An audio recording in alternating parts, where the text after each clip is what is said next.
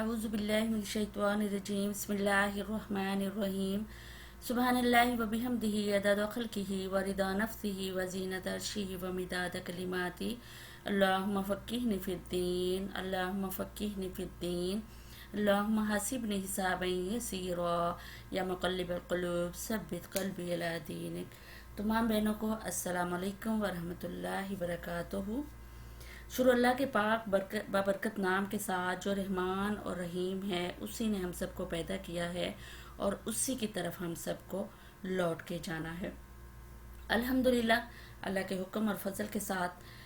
20वें पारे की तरफ हम आज इंशाल्लाह आगाज़ करेंगे। 20वें पारे को उसको समझने की कोशिश करेंगे और अल्लाह रब्बुल आलमीन से दुआ है कि अल्लाह ताला जी हमारे समझने के हमारे लिए आसानी पैदा करें कि हमें इसकी अच्छी तरह से समझ आ जाए और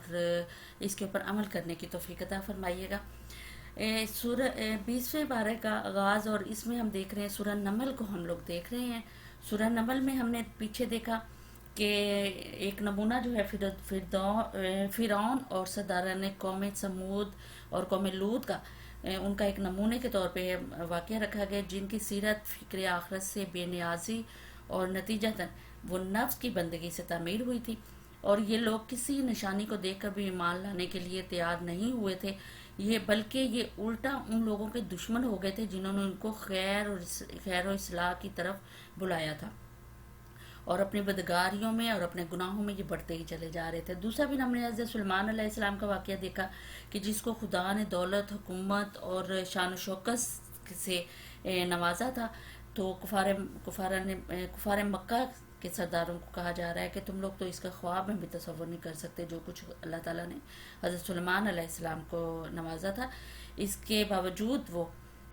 कभी उसने घुमंड नहीं किया था, कभी गरूर नहीं किया था जो कुछ अल्लाह ताला ने उसको नवाजा था, बल्कि वो हर वक्त शुक्रगुजारी से ही सरशार रहते थे।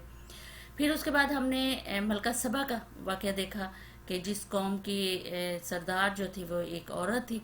और उसको भी अल्लाह ताला ने बेबहा जो है असबाब से नवाजा था, और फिर भी इसके बावजूद उसमें किसी किस्म का उसमें गुरूर और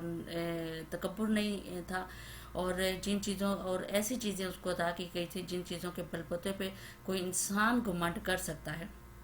तो यहाँ पे भी सरदारान कुरैश की बनिस्बत लाखों दर्जे ज़्यादा उसे हासिल थी, और वो एक मुशरिक कौम से ताल्लुक़ रखती थी, लेकिन उसको क्योंकि सिर्फ ये उसका था कि वो मुशरिक कौम से ताल्लुक़ रखती है, लेकिन जब हक़ उसके पास आ गया, वाजिया हो गया, तो फिर कोई चीज़ जो है उसको हक़ को कबूल करने से ना रोक सकी। उसने हक़ को कबूल किया, और उसकी वो मुशरिका इस वजह से थी कि सिर्फ वो उसकी उस माहौल में उसने आँख खोली थी, तो लिहाजा जैसे ही उसके पास हक़ आया तो उसने फ़ौरन ही हक़ को मान लिया। इस चीज़ को हम देख रहे थे। अब अल्लाह ताला की वहदानियत का जिक्र जो है वो शुरू है। बिस्मिल्लाहिर्रहमानिर्रहीम। अम्मन खलक़स समावाति वल अर्द व अंज़ल लकुम मिनस समाइ माअन फ़अंबतना बिही हदाइक़ ज़ात बहजह मा काना लकुम अन तुम्बितू शजरहा अइलाहुम मअल्लाह। भला वो कौन है जिसने आसमानों और ज़मीन को पैदा किया और तुम्हारे लिए आसमान से पानी बरसाया, फिर इसके ज़रिए से वो खुशनुमा बाग उगाए जिनके दरख्तों का उगाना तुम्हारे बस में ना था। क्या अल्लाह के सिवा अल्लाह के साथ कोई दूसरा खुदा भी इन कामों में शरीक है? अब यहाँ पे फिर अल्लाह ताला एक सवालिया निशान जो है वो छोड़ रहे हैं कि बताओ कि इन सारे कामों को अल्लाह के सिवा कोई और कर सकता है कि जिसने ये सारा कुछ जो है वो पैदा किया है। अल्लाह की वहदानियत का जिक्र जो है वो यहाँ पे हो रहा है, और कहा जा रहा है कि बताओ कोई है शरीक इन कामों में? तो ये पूछा, बल्कि यही लोग राह रास्ते हट कर चले जा रहे हैं। और वो कौन है जिसने ज़मीन को जाए करार बनाया और उसके अंदर दरिया रवां किए और उसमें पहाड़ों की मेखें गाड़ दी और पानी के दो ज़ख़ीरों को के दरमियान पर्दा हायल कर दिया। यानी वही मीठे और खारे पानी का जिक्र जो हमने पीछे पढ़ा था उसका यहाँ पे जिक्र किया जा रहा है कि अल्लाह के साथ कोई और खुदा भी उन कामों में शरीक है? नहीं, बल्कि इनमें से अक्सर लोग नादान हैं। कौन है जो बेकरार की दुआ सुनता है जबकि वो उसे पुकारे, और कौन उसकी तकलीफ दफा करता है, اور کون ہے جو تمہیں زمین کا خلیفہ بناتا ہے؟ کیا اللہ کے ساتھ کوئی اور خدا بھی یہ کام کرنے والا ہے؟ تم لوگ کم ہی سوچتے ہو. یعنی کہا جا رہا ہے کہ تم لوگوں کی سوچ جو ہے وہ بہت زیادہ محدود ہے. تم لوگ سوچتے نہیں ہو کہ یہ سارے کاموں کے کرنے والا کون ہے. کیا کوئی شریک ہو سکتا ہے ان سارے کاموں میں اللہ تعالیٰ کا؟ اور وہ کون ہے جو خشکی اور سمندر کی تاریکیوں میں تم کو راستہ دکھاتا ہے؟ اور کون اپنی رحمت کے آگے ہواؤں کو خوشخبری لے کر بھیجتا ہے؟ کہ اللہ کے ساتھ کوئی دوسرا خدا بھی یہ کام کرتا ہے؟ یعنی بار بار وہی سوال جو ہے اللہ تعالیٰ پوچھ رہے ہیں کہ ایک بتایا جا رہا ہے کہ کون ہے جو ایسا، کون ہے جو خشکی سمندر کی تاریکیوں میں تم کو راستہ بتاتا ہے؟ واقعی اللہ کے سوا تو کوئی بھی نہیں ہے. کہ سمندر میں دیکھیں ایسی جگہ پہ انسان پہنچ جائے جہاں پہ نہ آگے انسان نہ جا سکتا ہے نہ پیچھے جا سکتا ہے، سوائے جس کو اللہ لے جائے. اللہ کے حکم سے سب کچھ ہو سکتا ہے اور اللہ ہی ہے. یہاں پہ وہ وحدانیت کا یقین دلایا جا رہا ہے کہ اللہ کے علاوہ کوئی نہیں ہے جو سب کچھ کر سکتا ہے. وہ بہت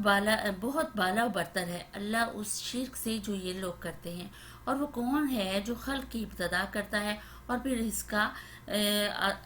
کا اعادہ کرتا ہے؟ اور کون تم کو آسمان اور زمین سے رزق دیتا ہے؟ کہ اللہ کے ساتھ کوئی اور خدا بھی ان کاموں میں حصہ دار ہے؟ کہو کہ لاؤ اپنی دلیل اگر تم سچے ہو. ان سے کہو اللہ کے سوا آسمان اور زمین میں کوئی غیب کا علم نہیں رکھتا اور وہ نہیں جانتا کہ کب وہ اٹھائے جائیں گے. یعنی کہ ہمیں کچھ نہیں پتا. اللہ تعالیٰ کہہ رہے ہیں اگر ایسا ہے تو کوئی دلیل پیش کرو، لاؤ کوئی دلیل. اگر اس طرح کا کوئی کام کر سکتا ہے کوئی، اس طرح کس نے تمہیں پیدا کیا ہے، کس نے یہ ہواؤں کو بھیجا، کس نے زمین، ساری یہ اپنی نشانیاں جو ہے اللہ تعالیٰ خود ہی بتا رہے ہیں. اور پھر کہا جا رہا ہے کہ ان سے کہو کہ اللہ کے سوا آسمان اور زمین میں کوئی غیب کا علم رکھتا ہے اور وہ نہیں جانتے. یہاں تک بھی ہمیں کہا جا رہا ہے کہ ہم جانتے ہی نہیں ہیں کب کس وقت ہمارا وقت آ جائے، کب کس وقت ہمیں اٹھا لیا جائے. تو یہ سوائے اللہ کے اور کوئی نہیں ہے جو یہ سب کچھ کر سکتا ہے. پھر آگے فرمایا جا رہا ہے بلکہ آخرت کا تو علم ہی ان لوگوں سے گم ہو گیا ہے، بلکہ یہ اس کی طرف سے شک میں ہیں، بلکہ یہ اس سے اندھے ہیں. یہ منکرین کہتے ہیں یعنی کس چیز سے اندھے ہیں؟ ان کو شک ہے کہ ہم یہ اتنا علم ہی نہیں ہے ان لوگوں کو کہ ہم دوبارہ جو ہے مرنے کے بعد اٹھائے بھی جائیں گے. تو کہا جا رہا ہے کیا جب ہم اور ہمارے باپ دادا مٹی ہو چکے ہوں گے تو ہمیں واقعی قبروں سے نکالا جائے گا؟ یہ خبریں ہم کو بھی بہت دی گئی ہیں اور پہلے ہمارے آباء و جداد کو بھی دی جاتی رہی ہیں، مگر یہ بس افسانے ہی افسانے ہیں جو اگلے وقتوں سے سنتے چلے آ رہے ہیں. کہو ذرا زمین میں چل پر کے دیکھو. یعنی ابھی تک ان کو یقین نہیں آ رہا. وہ کہہ رہے ہیں کہ یہ کہانیاں ہیں، یہ افسانے ہیں، جو عذاب آئے جو ہمارے آباء و اجداد نے دیکھے، ان سے ایک سے دو سے تیسرے کوئی کہانی وہ پہنچتی جا رہی ہے اور وہ کہانیاں جو ہیں ہم تک پہنچ رہی ہیں. تو اللہ تعالیٰ فرما رہے ہیں کہ کہو زمین میں چل پھر کر دیکھو کہ مجرموں کا کیا انجام ہو چکا ہے. اے نبی صلی اللہ علیہ وسلم ان کے حال پر رنج نہ کرو اور نہ ان کی چالوں پر دل تنگ کرو. وہ کہتے ہیں کہ دھمکی کب پوری ہوگی اگر تم سچے ہو. کہو کیا عجب کہ جس عذاب کے لیے تم جلدی میں چاہ رہے ہو اس کا ایک حصہ تمہارے قریب ہی آ لگا ہو. یعنی کہ تمہیں کیا خبر کہ جس عذاب کو تم کہتے ہو اور جس کو تم دھمکی سمجھتے ہو، کیا پتا کہ وہ ابھی قریب تمہارے اوپر آنے والا ہو. تم تو نہیں جانتے ہو، اللہ بھی تو جانتا ہے. حقیقت یہ ہے کہ تیرا رب تو لوگوں پر بڑا فضل فرمانے والا ہے، مگر اکثر لوگ شکر نہیں کرتے. بلا شبہ تیرا رب خوب جانتا ہے جو کچھ ان کے سینے اپنے اندر چھپائے ہوئے ہیں اور جو کچھ وہ ظاہر کرتے ہیں. آسمان و زمین کی کوئی پوشیدہ چیز ایسی نہیں ہے جو ایک واضح کتاب میں لکھی ہوئی موجود نہ ہو. یہ واقعہ ہے کہ یہ قرآن بنی اسرائیل کو اکثر ان باتوں کی حقیقت بتاتا ہے جن میں وہ اختلاف رکھتے ہیں، اور یہ ہدایت اور رحمت ہے اور ایمان لانے والوں کے لیے. یقیناً اس طرح تیرا رب ان لوگوں کے درمیان بھی اپنے حکم سے فیصلہ کر دے گا اور وہ زبردست اور سب کچھ جاننے والا ہے. یعنی وہی کہ اللہ تعالیٰ ہر چیز کو جانتے ہیں، چاہے پوشیدہ ہے، چاہے تمہارے اندر چھپی ہوئی ہے، چاہے ظاہر ہے. صرف وہ واحد خدا ہے جو کہ اس چیز کو جانتا ہے. فرمایا جا رہا ہے پس ہے نبی صلی اللہ علیہ وسلم اللہ پر بھروسہ رکھو، یقیناً تم سری حق پر ہو، تم مردوں کو نہیں سنا سکتے، یعنی ان کے ضمیر جو ہیں یہ مردہ ہو چکے ہیں، تم نے ان کو نہ سکھا نہیں سکتے، اور جس ضد اور ہٹ درمی اور رسم پرستی سے یہ جس اس میں پڑے ہوئے ہیں، تم ان میں وہ صلاحیت ہی نہیں ہے کہ یہ اس رستے کی طرف آ سکیں، ان میں وہ صلاحیت ہے ہی نہیں کہ یہ سمجھ بوجھ سکیں، لہٰذا یہ ایک مردوں کی طرح ہیں جو نہ سن سکتے ہیں، نہ بول سکتے ہیں، نہ سمجھ سکتے ہیں، یعنی روحانی طور پر یہ لوگ جو ہیں مردہ ہیں اور ان کی روح جو ہے وہ مر چکی ہے، یہ کہا جا رہا ہے۔ نہ ان بہروں تک اپنی پکار پہنچا سکتے ہو جو پیٹ پھیر کر بھاگے جا رہے ہیں، یعنی جو حق سننے کے لیے بالکل تیار ہی نہیں ہے اور ہر وقت چھپتے چھپاتے پھرتے ہیں اور پیٹ پھیر کے انہوں نے بھاگ گئے ایک سائڈ پہ کہ وہ بہرے ہیں، گونگے ہیں، ان کو کچھ سمجھ ہی نہیں آ رہی کہ کیا بتایا جا رہا ہے ہمیں، اور نہ اندھوں کو راستہ بتا کر بھٹکنے سے بچا سکتے ہو، تم تو اپنی بات ان لوگوں کو سنا سکتے ہو جو ہماری آیات پر ایمان لاتے ہیں اور پھر فرما بردار بن جاتے ہیں۔ یہ فرمایا جا رہا ہے کہ اتنی نشانیاں لانے کے باوجود کہ تمہارا یہاں پہ پھر وہی کہا جا رہا ہے کہ تمہارا کام یہ ہے کہ تم ان کو بتاؤ، اور تم بس ان کو بتا سکتے ہو آگے یہ لیکن یہ اس حقیقت کو، اس حق کو سننے کے لیے تیار ہی نہیں ہے، اور جو خود سننے کے لیے تیار نہیں ہو سکتا تو پھر اسے کوئی کیسے زبردستی اس کو سنا سکتا ہے، تو یہ بتایا جا رہا ہے یہاں پہ۔ آگے اللہ تعالیٰ فرما رہے ہیں اور جب ہماری بات پوری ہونے کا وقت ان پر آ پہنچے گا تو ہم ان کے لیے ایک جانور زمین سے نکالیں گے جو ان سے کلام کرے گا کہ لوگ ہماری آیات پر یقین نہیں کرتے۔ اب یہ بھی قیامت کی نشانیوں میں سے، آخری نشانیوں میں سے ایک نشانی ہے کہ جانور جو ہے وہ زمین سے نکلے گا۔ ابن عمر کا قول ہے کہ یہ اس وقت ہوگا جب زمین میں کوئی نیکی کا حکم کرنے والا اور بدی سے روکنے والا باقی نہیں رہے گا، یعنی جب امر بالمعروف اور نہی عن المنکر جو ہے وہ چھوڑ دیا جائے گا، اس وقت یہ قیامت کی نشانی جو ہے ظاہر ہوگی۔ تو قیامت قائم ہونے سے پہلے اللہ تعالیٰ ایک جانور کے ذریعے سے آخری مرتبہ حجت جو ہے وہ قائم کر دیں گے، اور یہ جانور اب کس طرح کا، کس نوعیت کا ہوگا یہ تو اللہ تعالیٰ بہرحال بہتر جانتے ہیں۔ بہرحال جو بات وہ کہے گا وہ یہ ہوگی کہ لوگ اللہ تعالیٰ کی ان آیات پر یقین نہیں کرتے تھے جن میں قیامت کے آنے اور آخرت برپا ہونے کی خبریں دی گئی تھی، تو لو اب اس کا وقت جو ہے آ پہنچا ہے اور جان لو کہ اللہ کی آیات جو ہیں وہ سچی آیات ہیں، یہ چیز جو ہے یہ بات کہے گا۔ اور بھی کئی باتیں ہیں اس جانور سے، مشہور ترین باتیں ہیں یہ کہ یہ جانور جو ہے کوہ صفا کے پاس سے نکلے گا، اور بھی کئی چیزیں بتائی جاتی ہیں۔ اس کے علاوہ یہ کہ اس جانور کے نکلنے کا وقت کون سا ہوگا، اس کے متعلق نبی پاک صلی اللہ علیہ وسلم کا ارشاد ہے کہ آفتاب مغرب سے طلوع ہوگا، آفتاب جو ہے مغرب سے طلوع ہوگا اور ایک روز دن دہاڑے یہ جانور نکل آئے گا، ان میں سے جو نشانی بھی پہلے ہو بہرحال دوسری کے قریب ہی ہوگی، یعنی کہ کچھ نشانیاں جو ہیں بالکل قریب تر کی ہوں گی، ایک یہ کہ جانور نکلے گا، دوسرا یہ کہ حضور پاک صلی اللہ علیہ وسلم نے بتایا کہ قیامت کے قریب دجال جو ہے وہ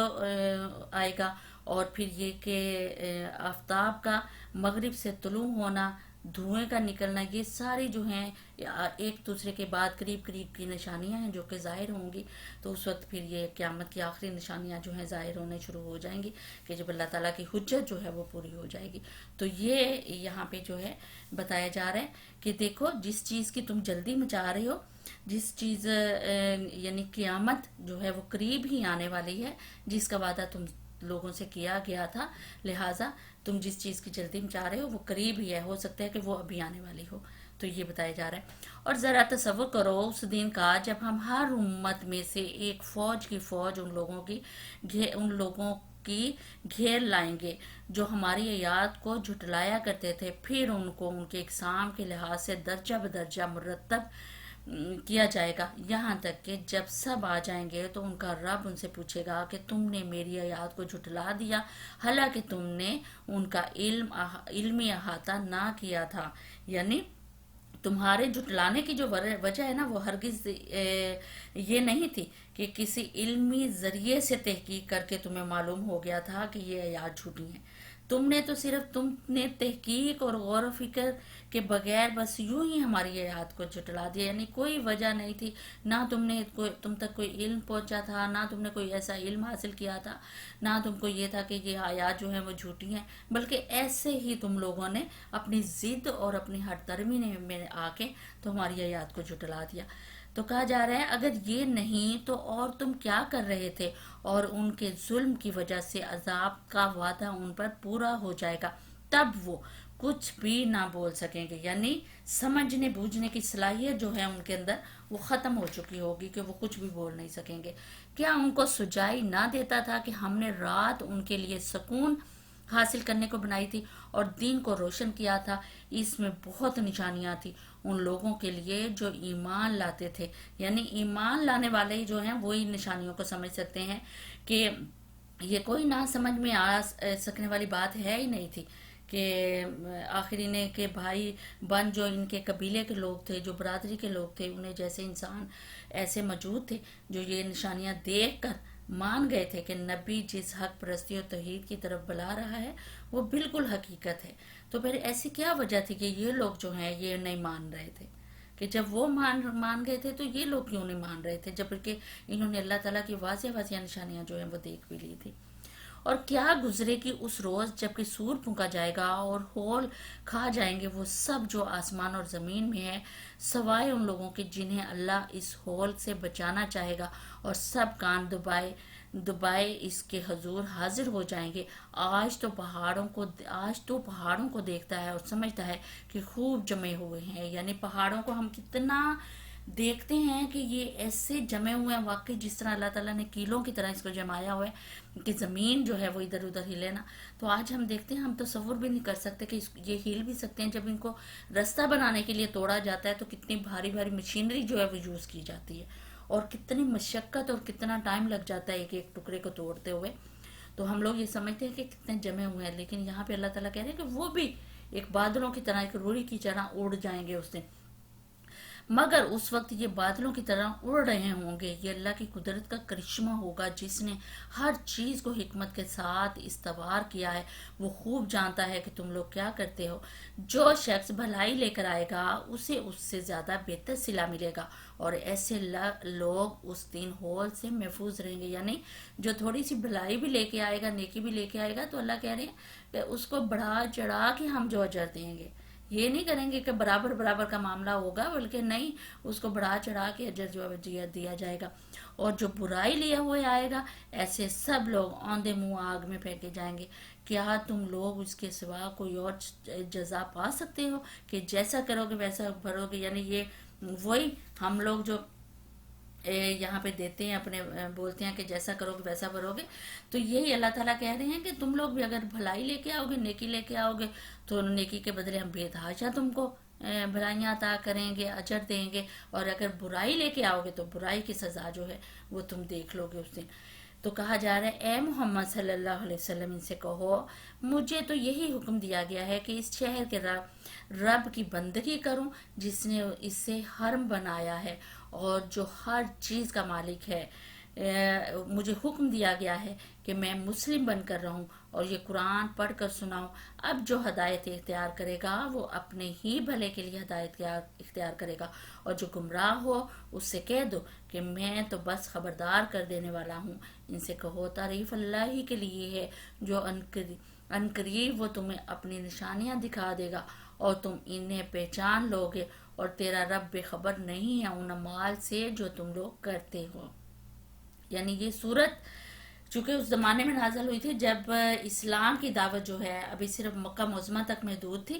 اور مخاطب بھی صرف مکہ کے لوگ ہی تھے، تو اسی لیے یہاں پہ ان لوگوں کو خصوصاً کہا جا رہا ہے کہ حرم کے لوگوں کو بتایا جا رہا ہے کہ میرے رب کی بندگی جو ہے وہ کرو، اور مجھے کہا جا رہا ہے کہ مجھے اس شہر کے رب کی بندگی کا حکم دیا گیا ہے۔ اس کے ساتھ اس رب کی خصوصیات جو ہیں وہ بیان کی گئی ہیں کہ اس نے اس حرم کو بنایا ہے، اور اس سے کفار مکہ کو متنبہ کرنا بھی مقصود ہے کہ جس خدا کا تم پر اتنا بڑا احسان ہے، اس نے عرب کی انتہائی بدامنی اور فساد خون ریزی سے لبریز سرزمین میں تمہارے اس شہر کو امن کا شہر جو امن کا گہوارہ جو ہے وہ بنا دیا، اور جس کے فضل سے تمہارا یہ شہر جو ہے پورے ملک عرب کا مرکز، واحد مرکز جو ہے وہ بن گیا ہے، عقیدت والا مرکز جو ہے وہ بن گیا ہے۔ تو تم اس کی ناشکری نہ کرو، بلکہ تم اس کے اوپر ایمان لاؤ اور اس کا حکم مانو اور اس کی شکر گزار بندے جو ہے بنو۔ یہ سبق جو ہے اس میں اب دیا جا رہا ہے۔ یہ سورہ نمل جس کو ہم نے سمجھنے کی کوشش کی۔ آگے جو صورت ہے وہ سورہ قصص میں دیکھتے ہیں کہ اللہ تعالیٰ کیا فرما رہے ہیں، کیا حکم ہے اللہ تعالیٰ کا۔ سورہ قصص ترتیب کے لحاظ سے 28 نمبر ہے، نزول کے اعتبار سے 49 نمبر ہے۔ قصص کا مطلب ہے کہ قصے کی جمع ہے، کہانیاں، داستانیں۔ تو اس میں بھی کیونکہ حضرت موسیٰ کے حالات جو ہیں وہ پیچھے بھی دیکھے تو اس ترتیب سے آ رہے ہیں کہ پہلے ہم نے دیکھا کہ مدین سے واپس آ رہے تھے، اب اس صورت میں ہم نے دیکھیں گے کہ مدین کیسے پہنچے وہ، اور جو آخری دور تھے وہ پہلی صورتوں میں آئے ہیں۔ اب اس صورت میں پہلے کا دور جو ہے وہ آیا ہے، یعنی پہلے آخری دور جو ہے وہ ہم نے پہلی صورتوں میں دیکھا ہے، اب اس صورت میں ہم دیکھیں گے کہ پہلے کا دور جو ہے وہ آیا ہے۔ پھر اس کے علاوہ ہم دیکھیں گے کہ حضرت موسیٰ علیہ السلام کے قصے کے مختلف اجراء جو ہیں ان میں بیان کیے گئے ہیں اس صورت میں، وہ باہر مل کر ایک پورا قصہ جو ہے وہ بن جاتا ہے۔ اور حضرت موسیٰ اپنے اہل و عیال کو لے کر پھر جا رہے ہیں، اچانک انہوں نے ایک آگ دیکھی، وہاں اس کی تفصیل، یہ سارا جو ہم پیچھے دیکھتے بھی آئے ہیں وہ سارا ہے۔ پھر اس کے بعد اس میں جو دیکھیں گے کہ ان اعتراضات کو بھی اللہ تعالیٰ نے رد کیا ہے، اور وہ کیا ہے کہ جو نبی پاک صلی اللہ علیہ وسلم کی رسالت پر یہ لوگ وارد کیے جا رہے تھے اور یعنی اعتراضات کر رہے تھے آپ صلی اللہ علیہ وسلم کی رسالت پہ، اور جو آپ صلی اللہ علیہ وسلم پہ ایمان لانے کے لیے پیش کیے جاتے تھے، اس غرض کے لیے سب سے پہلے حضرت موسیٰ علیہ السلام کا قصہ جو ہے بیان کیا گیا، اور اس کے بعد پھر یہ کہ اللہ تعالیٰ جو کچھ کرنا چاہتا ہے اس کے لیے وہ غیر محسوس طریقے سے اسباب و ذرائع وہ سارا کچھ جو ہے فراہم کر دیتے ہیں۔ اس طرح کی ساری چیزیں جو ہم وقتاً فوقتاً اس میں دیکھیں گے اس صورت میں انشاءاللہ تعالیٰ۔ بسم اللہ الرحمن الرحیم۔ طاسین میم، یہ کتاب مبین کی آیات ہیں۔ ہم موسیٰ اور فرعون کا کچھ حال ٹھیک ٹھیک تمہیں سناتے ہیں، ایسے لوگوں کے فائدے کے لیے جو ایمان لائے ہیں، یعنی جو لوگ بات ماننے کے لیے تیار ہی نہ ہوں ان کو سنانا تو بیکار ہے۔ البتہ مخاطب وہ لوگ ہیں جنہوں نے ذرا ہٹ درمی جو ہے وہ چھوڑ دی ہے اور وہ سننا چاہتے ہیں، تو ان لوگوں سے گفتگو کی جا سکتی ہے، ان کو مخاطب کیا جا رہا ہے۔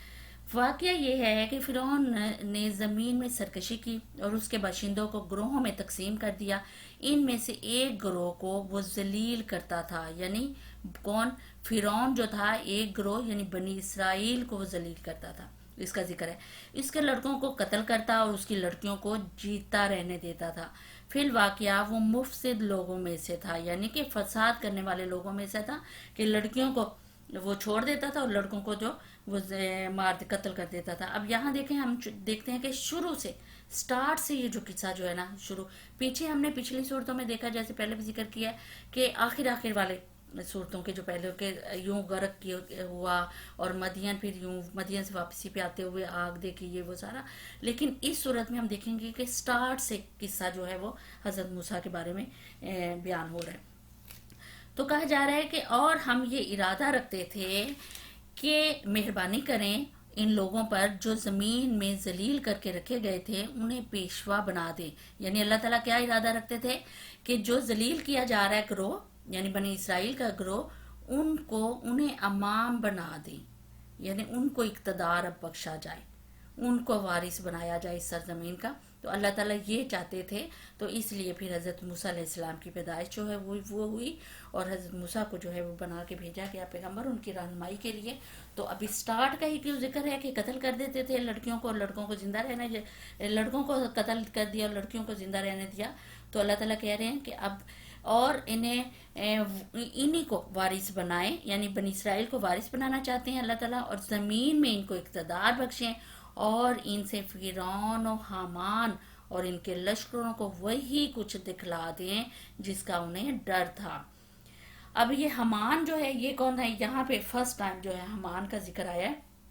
کہ حمان جو تھا یہ فرعون کا وزیر تھا، اور یہاں پہ پھر اس کا بھی جو ہے وہ ذکر کیا گیا۔ دوسرا یہ کہ فرعون نے کیوں قتل کرتا تھا لڑکوں کو، لڑکیوں کو کس زندہ رہنے دیتا تھا، اس کا بھی آپ لوگ اچھی طرح واقف ہوں گے کہ فرعون کو فرعون کے خواب کا ذکر کہ فرعون کو خواب آیا تھا کہ ایک بچہ جو ہے وہ پیدا ہوگا، وہ اس کو قتل کر دے گا، لہٰذا اس کو پھر یہ فیصلہ اس کے دربار میں ہوا کہ بنی اسرائیل میں سے جتنے بھی لڑکے ہوں گے ان کو قتل کر دیا جائے گا، تاکہ کوئی ایسا ہو ہی نہ جو کہ مجھے قتل کرے گا۔ تو لہٰذا پھر اللہ تعالیٰ کی قدرت کے کس طریقے سے وہ اس کے دربار میں پہنچے اور کس طریقے سے حضرت موسیٰ علیہ السلام نے وہ کیا۔ تو بہرحال یہ کہ یہاں پہ سٹارٹ سے کیونکہ وہ سلسلہ جاری ہے تو اس وجہ سے پھر حمان کا ذکر جو ہے وہ بھی یہاں پہ کیا گیا ہے، اور ان کے لشکروں کو وہی کچھ دکھلا دے جس کا انہیں ڈر تھا۔ ہم نے موسیٰ کی ماں کو اشارہ کیا کہ اس کو دودھ پلا، پھر جب تجھے اس کی جان کا خطرہ ہو تو اسے دریا میں ڈال دے، اور کچھ خوف اور غم نہ کر، ہم اسے تیرے ہی پاس واپس لے آئیں گے اور اس کو پیغمبروں میں شامل کریں گے۔ یعنی جب بچہ پیدا ہو گیا تو ظاہر ماں خوف زدہ تو ہوگی نا اس دوران، تو پھر اللہ تعالیٰ نے اشارہ کیا کہ اللہ تعالیٰ نے بتایا کہ تو دودھ آرام سکون سے دودھ پڑا، جب تجھے خطرہ محسوس ہو کہ وہ آ رہے ہیں یا جو بھی ہے، ہم لوگ خود ہی ہم بچا لیں گے اس کو نا، اور پیغمبروں میں شامل ہوں گے۔ تو اس طریقے سے ماں کو جو ہے وہ اشارہ کیا جا رہا ہے۔ اب پھر تھوڑا سا جو ذکر ہے وہ روک دیا گیا اور پھر دوبارہ آگے سے شروع کیا گیا کہ آخرکار فرعون کے گھر والوں نے اسے دریا سے نکال لیا تاکہ وہ ان کا دشمن اور ان کے لیے سبب رنج بنے۔ یعنی تھوڑا سا ذکر چھوڑ دیا کہ کس طریقے سے دریا تک پہنچا، کس طریقے سے، بہرحال یہ اللہ تعالیٰ بہتر جانتے ہیں کہ اللہ تعالیٰ نے کیا چیز جو ہے کہاں پہ شامل کرنی ہے اور کہاں سے سٹارٹ کرنی ہے۔ تو اس لیے اب یہاں سے ذکر کیا جا رہا ہے کہ آخرکار فرعون کے گھر والوں نے اسے دریا سے نکال لیا تاکہ وہ ان کا دشمن ان کے لیے سبب رنج بنے۔ واقعی فرعون اور حامان اور ان کے لشکر اپنی تدبیر میں اب بڑے غلط کار تھے۔ فرعون کی بیوی نے اس سے کہا، یہ میرے اور تیرے لیے آنکھوں کی ٹھنڈک ہے، اسے قتل نہ کرو، کیا عجب کہ یہ ہمارے لیے مفید ثابت ہو، یا ہم اسے بیٹا ہی بنا لیں۔ اور وہ انجام سے بے خبر تھے، یعنی کس انجام سے کہ یہ بڑا ہو کے یہ کیا بنے گا، اس انجام سے بے خبر تھے۔ اور یہ ان کا مقصد نہ تھا کہ بلکہ یہ ان کے اس فعل کا انجام مقدر تھا کہ وہ اس بچے کو اٹھا رہے تھے جس کے ہاتھوں آخرکار انہیں تباہ ہونا تھا۔ تو لہٰذا یہ اللہ تعالیٰ کی حکمت سے اور اللہ تعالیٰ کے حکم سے یہ سارا کچھ ہو رہا تھا کہ کس طریقے سے حضرت موسیٰ کو وہاں تک پہنچایا اور کس طریقے سے بچایا۔ تو اس طرح سارا واقعہ جو ہے وہ بیان کیا جا رہا ہے۔ پھر فرمایا جا رہا ہے کہ یہ میرے اور تیرے لیے آنکھوں کی ٹھنڈک ہے، اسے قتل نہ کرو، کیا جبکہ یہ ہمارے لیے مفید ثابت ہو، یا ہم اسے بیٹا ہی بنا لیں۔ اور وہ انجام سے بے خبر تھے۔ ادھر موسیٰ کی ماں کا دل اڑا جا رہا تھا، وہ اس کا راز فاش کر بیٹھتی اگر ہم اس کی ڈھارس نہ باندھتے تو، یعنی کہ وہ رو لیتی، یا ظاہر ماں تھی اپنا دل ہلکا کرتی یا بول لیتی کہ کیا کرے، لیکن کیونکہ اللہ تعالیٰ جو ہیں وہ ان کے ساتھ تھے اس کے، اس وجہ سے اللہ تعالیٰ نے ڈھارس بندھائی۔ اور یہ اللہ تعالیٰ فرما رہے ہیں کہ ہو سکتا ہے وہ راز فاش کر ہی دیتی تاکہ وہ ہمارے وعدے پر ایمان لانے والوں میں سے ہو۔ اس نے بچے کی بہن سے کہا، اس کے پیچھے پیچھے جا، چنانچہ وہ الگ سے اس کو اس طرح دیکھتی رہی کہ دشمنوں کو اس کا پتہ نہ چلے، اور ہم نے بچے پر پہلے ہی دودھ پلانے والیوں کی چھاتیاں حرام کر دی تھی، یعنی کہ جس کو بھی دودھ پلانے کے لیے بلایا جاتا تھا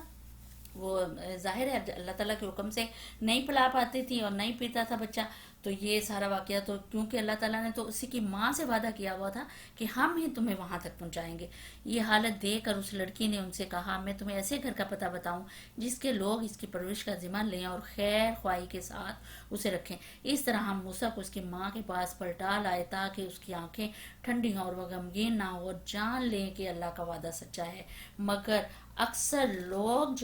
لوگ اس بات کو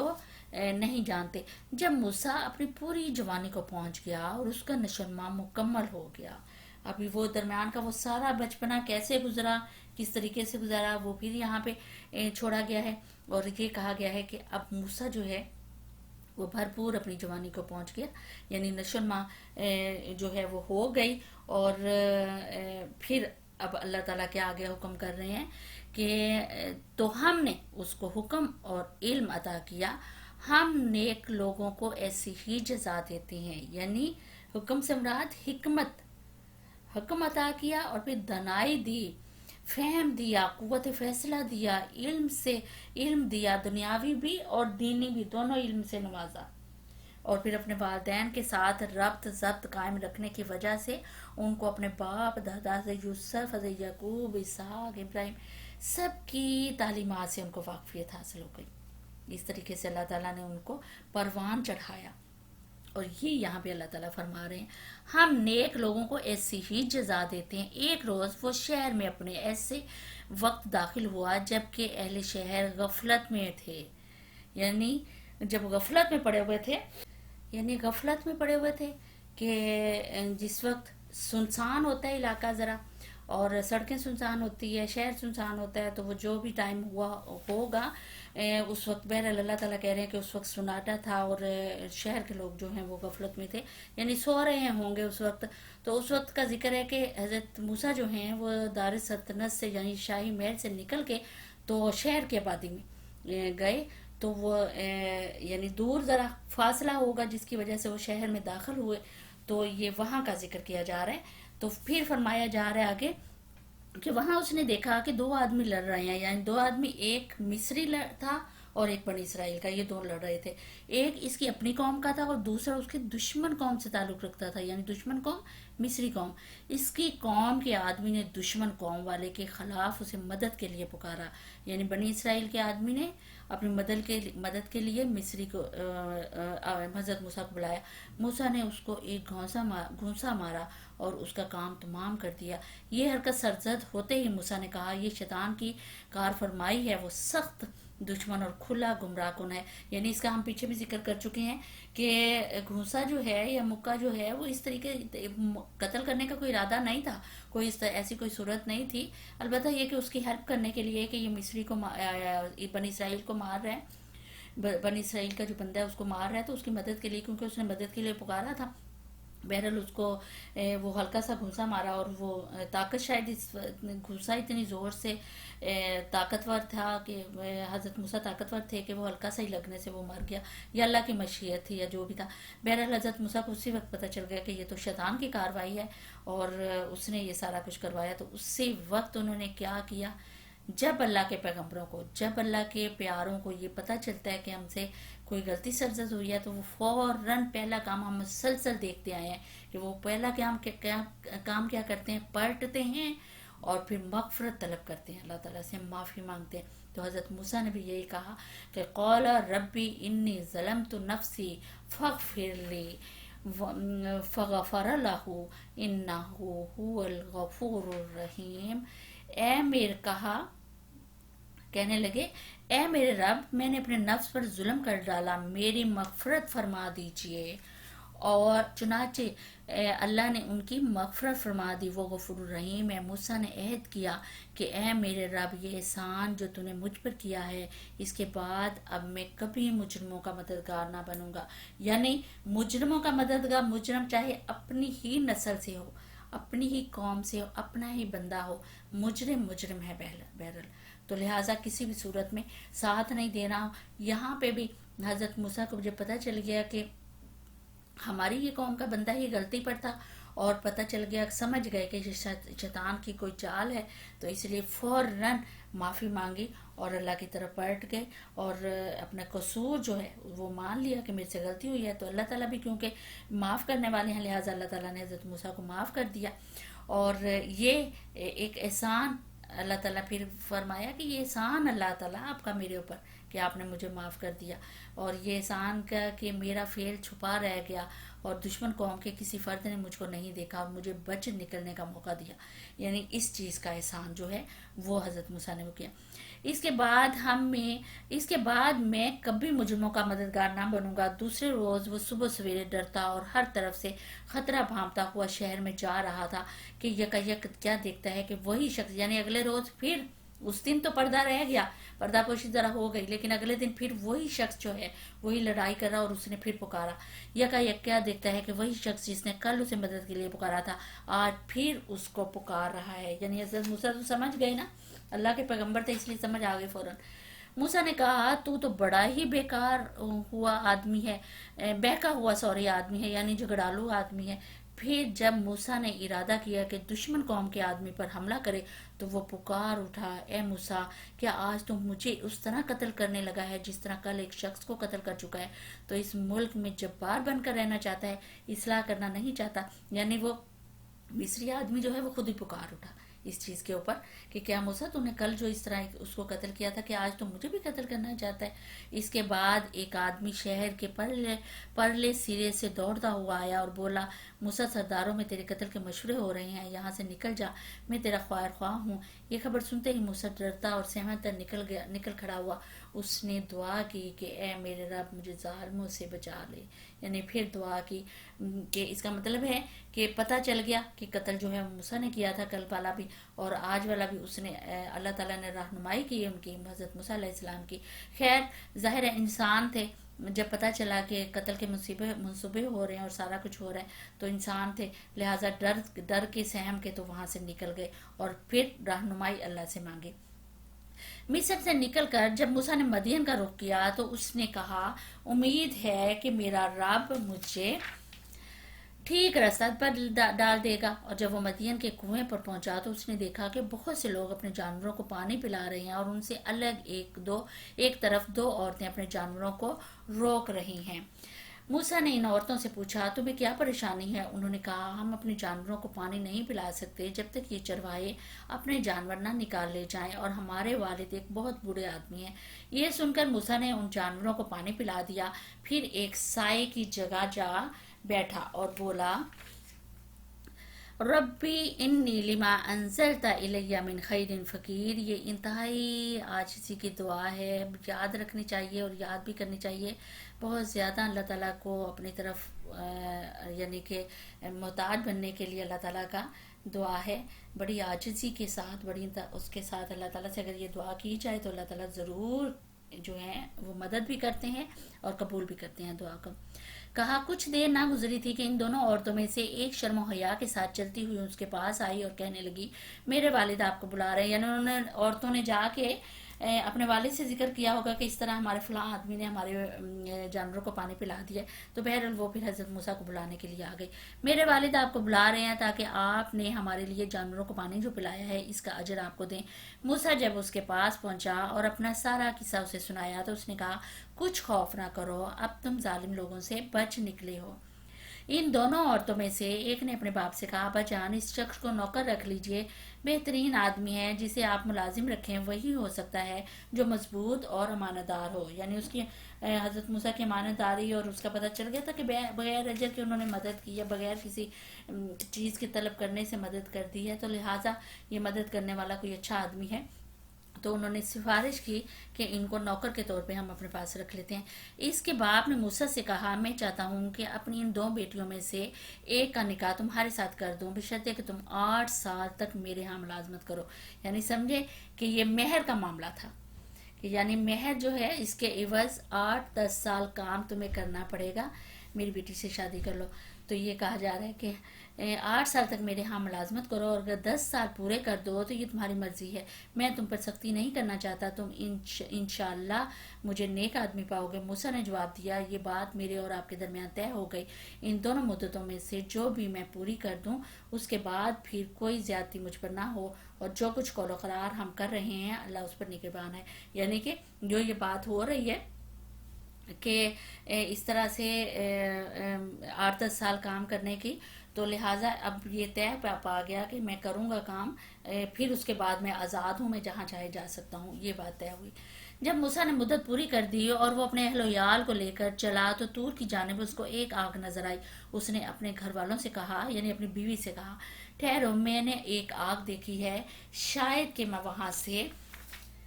کوئی خبر لے آؤں۔ اب وہ نا مصر واپس آ رہے تھے، مدین سے مصر واپس آ رہے تھے۔ مصر واپس آتے ہوئے ہم نے پیچھے بھی ذکر کیا کہ واپس آتے ہوئے وہ بجائے اس کے کہ انہوں نے سیدھا رستہ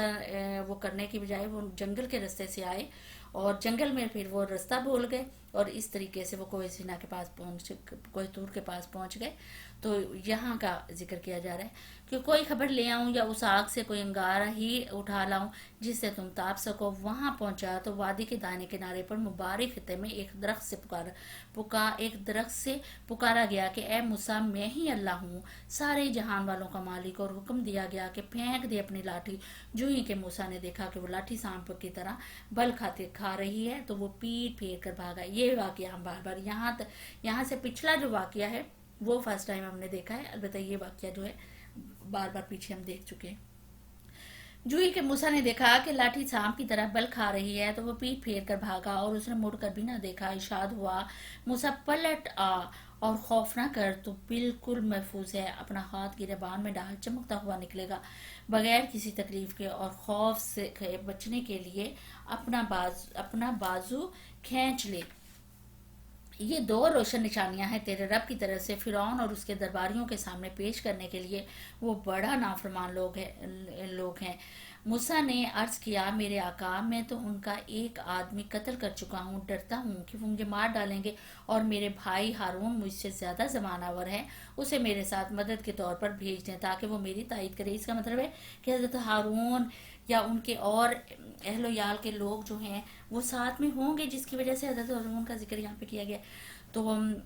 یہاں پہ اب اپنے بھائی کی جو مدد ہے وہ مانگی ہے انہوں نے. اور میرا بھائی ہارون مجھ سے زیادہ زبان آور ہے، اسے میرے ساتھ مددگار کے طور پر بھیج تاکہ وہ میری تائید کرے. مجھے اندیشہ ہے کہ یہ لوگ مجھے جھٹلائیں گے. فرمایا، ہم تیرے بھائی کے ذریعے سے تیرا ہاتھ مضبوط کریں گے اور تم دونوں کو ایسی ستوت بخشیں گے کہ وہ تمہارا کچھ نہ بگاڑ سکے گا. یعنی اس طرح کا روب اور دبدبہ تمہارے اندر ڈال دیں گے ہم کہ وہ فرعون جو ہے وہ تمہارا کچھ نہیں بگاڑ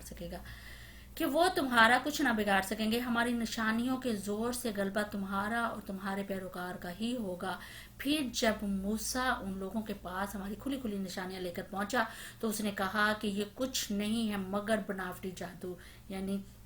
جو جادوگروں کو بلایا گیا تھا،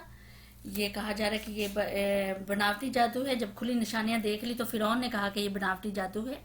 تو لہٰذا اس کے علاوہ یہ کچھ نہیں ہے. اور یہ باتیں تو ہم نے اپنے باپ دادا کے زمانے میں کبھی سنی ہی نہیں ہیں.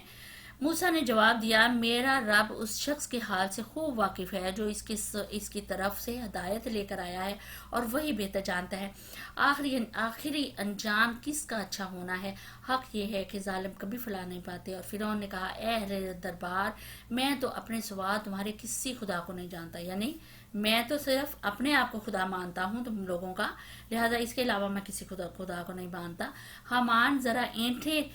پکوا کر میرے لیے ایک اونچی عمارت تو بنواؤ. یعنی حامان جو وزیر تھا، اب اس کو کہا جا رہا ہے، اب یہاں پہ حامان کا بھی ذکر کیونکہ آ رہا ہے، وزیر تھا تو اس کو کہا جا رہا ہے کہ ذرا اینٹیں پکوا کر یعنی پکی کرو اینٹوں کو، اور پھر میرے لیے کوئی اونچی عمارت بنواؤ، شاید کہ اس پر چڑھ کر میں موسیٰ کے خدا کو دیکھ سکوں. میں تو اسے جھوٹا سمجھتا ہوں. یعنی یہ ایک طنزیہ فکر ہے جو وہ بول رہا تھا. اس نے اور اس کے لشکروں نے زمین میں بغیر کسی حق کے اپنی بڑائی کا گھمنڈ کیا اور سمجھے کہ انہیں کبھی ہماری طرف پلٹنا ہی نہیں ہے. آخر کار ہم نے اسے اور اس کے لشکروں کو اور سمندر میں پھینک دیا. اب دیکھ لو کہ ان ظالموں کا کیسا انجام ہوا. ہم نے انہیں جہنم کی طرف دعوت دینے والے پیشرو بنا دیا، اور قیامت کے روز وہ کہیں سے کوئی مدد نہ پا سکیں گے. ہم نے اس دنیا میں ان کے پیچھے لعنت لگا دی، اور قیامت کے روز وہ بڑی قباحت میں مبتلا ہوں گے. پچھلی نسلوں کو ہلاک کرنے کے بعد ہم نے موسیٰ کو کتاب عطا کی، لوگوں کے لیے بصیرتوں کا سامان بنا کر، ہدایت اور رحمت بنا کر، تاکہ شاید لوگ سبق حاصل کریں. یعنی حضرت موسیٰ علیہ السلام کو کتاب عطا کی گئی. یہاں تک قصہ جو ہے حضرت موسیٰ کو سنایا گیا. تفسیر تھوڑی جو ہے وہ ڈالی گئی اس کے اندر، یہ تفصیل سے بتایا گیا. آگے پھر کہا جا رہا ہے کہ اے محمد صلی اللہ علیہ وسلم، تم اس وقت مغربی گوشے میں موجود نہ تھے. یعنی تم اس وقت وہاں پہ موجود نہیں تھے جب یہ سارا کچھ ہو رہا تھا، جب ہم نے موسیٰ کو یہ فرمان شریعت عطا کیا، اور نہ تم شاہدین میں شامل تھے، بلکہ اس کے بعد تمہارے زمانے تک ہم بہت سی نسلیں اٹھا چکے ہیں اور ان پر بہت زمانہ گزر چکا ہے. یعنی کہ بہت نسلیں جو ہے آئی، یعنی تمہارے پاس ان معاملات کے حصول کا براہ راست کوئی ذریعہ نہیں تھا۔ آج جو تم ان واقعات کو 2000 برس سے زیادہ مدت گزر جانے کے بعد اس طرح بیان کر رہے ہو تو گویا یہ سب تمہاری آنکھوں دیکھا حال ہے، اور اس کے یعنی کہ تم نے دیکھا ہوا ہے یہ حال جس طرح تم ان لوگوں کو سنا رہے ہو، تو یہ اللہ تعالیٰ کہہ رہے ہیں کہ اس کی کوئی وجہ اس کے سوا نہیں تھی کہ اللہ تعالیٰ کی وحی کے ذریعے سے تم کو یہ ساری معلومات جو ہیں وہ دی جا رہی تھی جن کا یہ وہ کر رہے ہیں، تو تم یہ اس کے ذریعے سے ان کو سنا رہے ہو۔ فرمایا گیا بلکہ اس کے بعد تمہارے زمانے تک ہم بہت سی نسلیں اٹھا چکے اور ان پر بہت زمانہ گزر چکا۔ تم اہل مدین کے درمیان بھی موجود نہیں تھے کہ ان کو ہماری آیات سنا رہے ہوتے، مگر اس وقت یہ خبریں بھیجنے والے ہم ہیں، اور تم طور کے دامن میں بھی اس وقت موجود نہیں تھے جب ہم نے موسیٰ کو پہلی مرتبہ پکارا تھا، مگر یہ تمہارے رب کی رحمت ہے کہ تم کو یہ معلومات دی جا رہی ہیں، یعنی کہ اللہ کا فضل ہے، اللہ کی حکمت ہے، اللہ کی رحمت ہے کہ یہ معلومات جو ہیں نبی پاک صلی اللہ علیہ وسلم کو دی جا رہے ہیں، تاکہ تم ان لوگوں کو متنبہ کرو جن کے پاس تم سے پہلے کوئی متنبہ کرنے والا نہیں آیا، شاید کہ وہ ہوش میں آئے۔ اور یہ ہم نے اس لیے کیا کہ کہیں ایسا نہ ہو کہ ان کے اپنے کیے کرتوتوں کے بدلے کوئی مصیبت جب ان پر آئے تو وہ کہیں کہ اے پروردگار تو نے کیوں نہ ہماری طرف کوئی رسول بھیجا کہ ہم تیری آیات کی پیروی کرتے اور اہل ایمان میں سے ہوتے، یعنی کہ یہ کوئی حجت جو اس طرح کی کوئی پیش نہ کر سکے، اس طرح کا کوئی بہانہ جو ہے وہ نہ لگا سکے کہ اللہ ہمارے پاس تو کوئی آیا ہی نہیں تھا جو ہمیں راہ راست دکھاتا، تو اس وجہ سے ہم نے تمہیں ان کے پاس بھیجا ہے۔ مگر جب ہمارے ہاں سے ان کے پاس آ گیا تو وہ ان کے پاس آ گیا تو کہنے لگے کیوں نہ دیا گیا اس کو وہی کچھ جو موسیٰ کو دیا گیا، کیونکہ وہ جانتے تھے تو رایت ان کے پاس موجود تھی اور ان کو پتا تھا کہ حضرت موسیٰ کے پاس سے نشانے ان کے علماء جو تھے، اور نبی پاک صلی اللہ علیہ وسلم کو پیچھے یہ واقعہ اس لیے یاد کرائے جا رہے ہیں کہ ان کو بتایا جائے کہ آپ تو امی ہیں۔ حضرت نبی پاک صلی اللہ علیہ وسلم تو ان پڑھ تھے، ظاہر ہے وہ اس وقت موجود بھی نہیں تھے اور نہ پڑھنا لکھنا جانتے تھے، تو پھر ان کے علماء کو پتہ چلے کہ جو کچھ یہ بیان کر رہا ہے یہ بالکل حقیقت ہے، ٹھیک ہے، کیونکہ ان کی تورات میں وہ سارا کچھ موجود ہے، تو ان کو یہ بتایا جا رہا ہے کہ دیکھو اس وقت یہ موجود نہیں تھا وہاں پہ، اور محمد صلی اللہ علیہ وسلم کو بھی کہا جا رہا ہے کہ تم اس وقت موجود نہیں تھے، لیکن ہماری مہربانی اور ہماری عنایت اور ہماری حکمت کہ ہم تمہیں وہ ساری معلومات جو ہیں وہ دے رہے ہیں۔ اور ادھر کفار کو یہ مطلب بھی کیا جا رہا ہے کہ دیکھو یہ ان پڑھ ہے، یہ نہ وہاں پہ موجود تھا نہ اس کو پتا تھا، اور یہ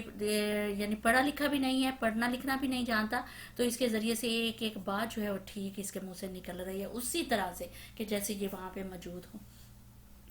فرمایا جا رہا ہے مگر جب ہمارے ہاں سے حق ان کے پاس آ گیا تو کہنے لگے کیوں نہ دیا گیا اس کو وہی کچھ جو موسیٰ کو دیا گیا تھا، کیا یہ لوگ اس کا انکار نہیں کر چکے ہیں جو اس سے پہلے موسیٰ کو دیا گیا تھا؟ انہوں نے کہا دونوں جادو ہیں جو ایک دوسرے کی مدد کرتے ہیں، اور کہا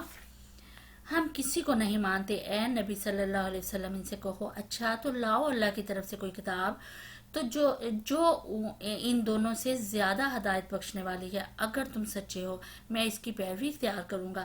اب اگر وہ تمہارا یہ مطالبہ پورا نہیں کرتے تو سمجھ لو کہ دراصل یہ اپنی خواہشات کے پیرو ہیں، اور اس شخص سے بڑھ کر کون گمراہ ہوگا جو خدائی ہدایت کے بغیر بس اپنی خواہشات کی پیروی کرے۔ اللہ ایسے ظالموں کو ہرگز ہدایت نہیں بخشتا۔ وہ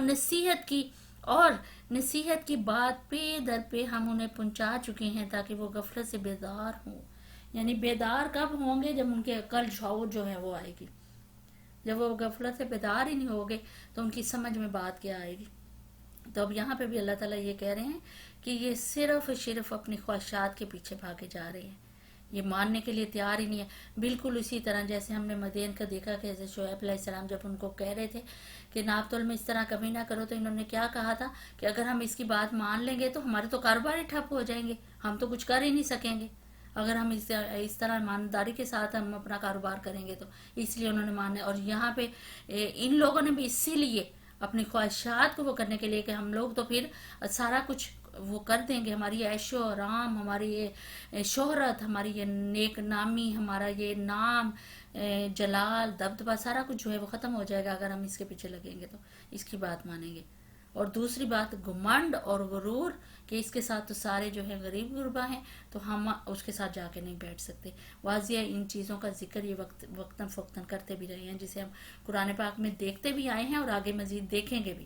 اس چیز کو. تو یہاں پہ پھر اللہ تعالیٰ کہہ رہے ہیں کہ کہو ان سے اگر ان کے پاس کوئی ہدایت آ گئی ہے یا کوئی ایسی چیز آ گئی ہے یا ان کو کوئی کتاب ملی ہے جس میں یہ لکھا جا چکا ہے کہ یہ نبی جو ہے وہ جھوٹ بول رہا ہے نعوذ باللہ، تو ان سے پوچھو کوئی ہے ایسا. تو یہاں پہ یہ فرمایا جا رہا ہے پھر آگے کہہ رہے ہیں جن لوگوں کو اس سے پہلے ہم نے کتاب دی تھی وہ اس کے قرآن پر ایمان لاتے ہیں اور جب یہ ان کو سنایا جاتا ہے تو وہ کہتے ہیں کہ ہم اس پر ایمان لائے، واقعی حق ہے ہمارے رب کی طرف سے، ہم تو پہلے ہی سے مسلم تھے. یعنی جو مسلمان تھے، جو سمجھتے تھے، جو جانتے تھے انبیاء اور کتب آسمانی پر ایمان لاتے تھے، تو انہوں نے فوراً اسلام قبول کر لیا.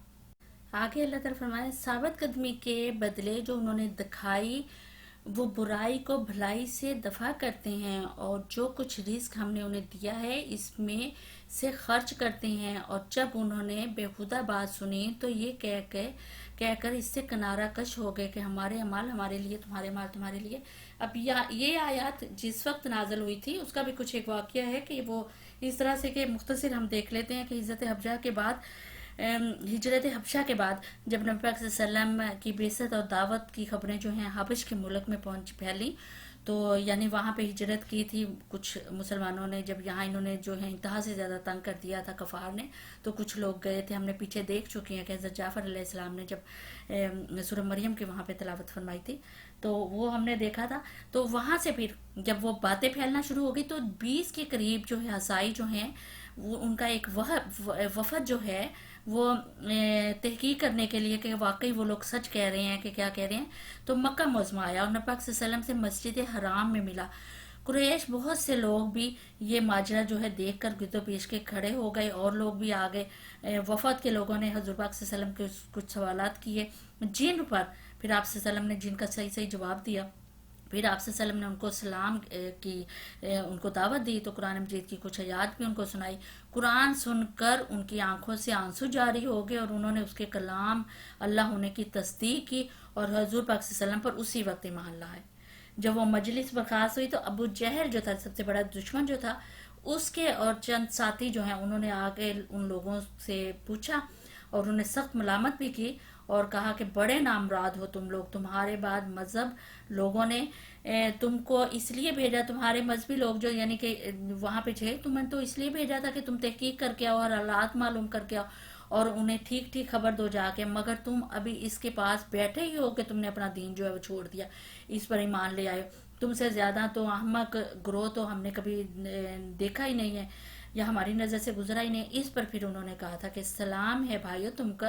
تم کو یعنی کہ وہ جو حبش سے لوگ آئے تھے وفد آیا تھا عیسائیوں کا، انہوں نے کہا تھا کہ ہم تمہارے ساتھ جہالت بازی نہیں کر سکتے، ہمیں ہمارے طریقے پر چلنے دو، تم اپنے طریقے پر چلو اور ہم اپنے آپ کو جان بوجھ کر بھلائی سے محروم نہیں کر سکتے، تمہارا دین تمہارے لیے، ہمارا دین ہمارے لیے. تو اس وقت پھر یہ آیات جو ہیں یہ نازل ہوئی تھی. تو فرمایا ہمارے اعمال ہمارے لیے اور تمہارے اعمال تمہارے لیے، تم کو سلام ہے، ہم جاہلوں کا ایسا طریقہ اختیار کرنا نہیں چاہتے. اے نبی صلی اللہ علیہ وسلم تم جس سے چاہو اسے ہدایت نہیں دے سکتے مگر اللہ جسے چاہتا ہے ہدایت دیتا ہے، اور وہ ان لوگوں کو خوب جانتا ہے جو ہدایت قبول کرنے والے ہیں. وہ کہتے ہیں اگر ہم تمہارے ساتھ اس ہدایت کی پیروی اختیار کر لیں تو اپنی زمین سے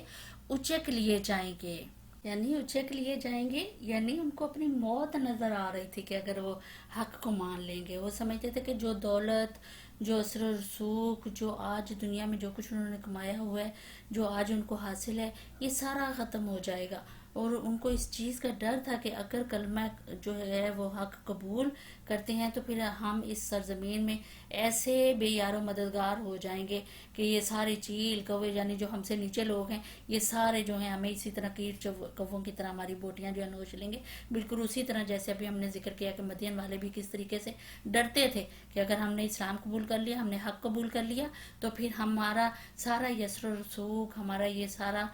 دولت، سارا کچھ ہم کچھ بھی اپنی مرضی کے اس سے نہیں کر سکیں گے، ہمیں پھر حق کو ماننا پڑے گا اور اس کے مطابق چلنا پڑے گا. اس کی وجہ سے وہ پھر حق نہیں مانتے تھے، حق کو اسلام نہیں قبول کرتے تھے. کیا یہ واقعہ نہیں ہے کہ ہم نے ایک پرامن حرم کو ان کے لیے جائے قیام بنا دیا، جس کی طرف ہر طرح کے ثمرات کھینچے چلے آتے تھے ہماری طرف سے رزق کے طور پر، مگر ان میں سے اکثر لوگ جانتے نہیں ہیں. یعنی حضرت ابراہیم علیہ السلام نے جب دعا کی تھی کہ اس شہر کو امن کا شہر بنا دے اور فروانی کر دے یہاں پہ ہر چیز کی، تو یہاں پہ اس چیز کا کہ ہماری وجہ سے یہ رزق یہاں پہ ہے. جو اتنی رزق کے ثمرات یہاں پہ فراوانی ہے رزق کی، وہ ہماری وجہ سے ہے. لیکن یہ لوگ ہماری اس نشانی کو سمجھتے نہیں اور دیکھتے نہیں ہیں، مگر ان میں سے اکثر لوگ جانتے نہیں ہیں. اور کتنی ہی ایسی بستیاں ہم تباہ کر چکے ہیں جن کے لوگ اپنی معیشت پر اترایا کرتے تھے. سو دیکھ لو وہ ان کے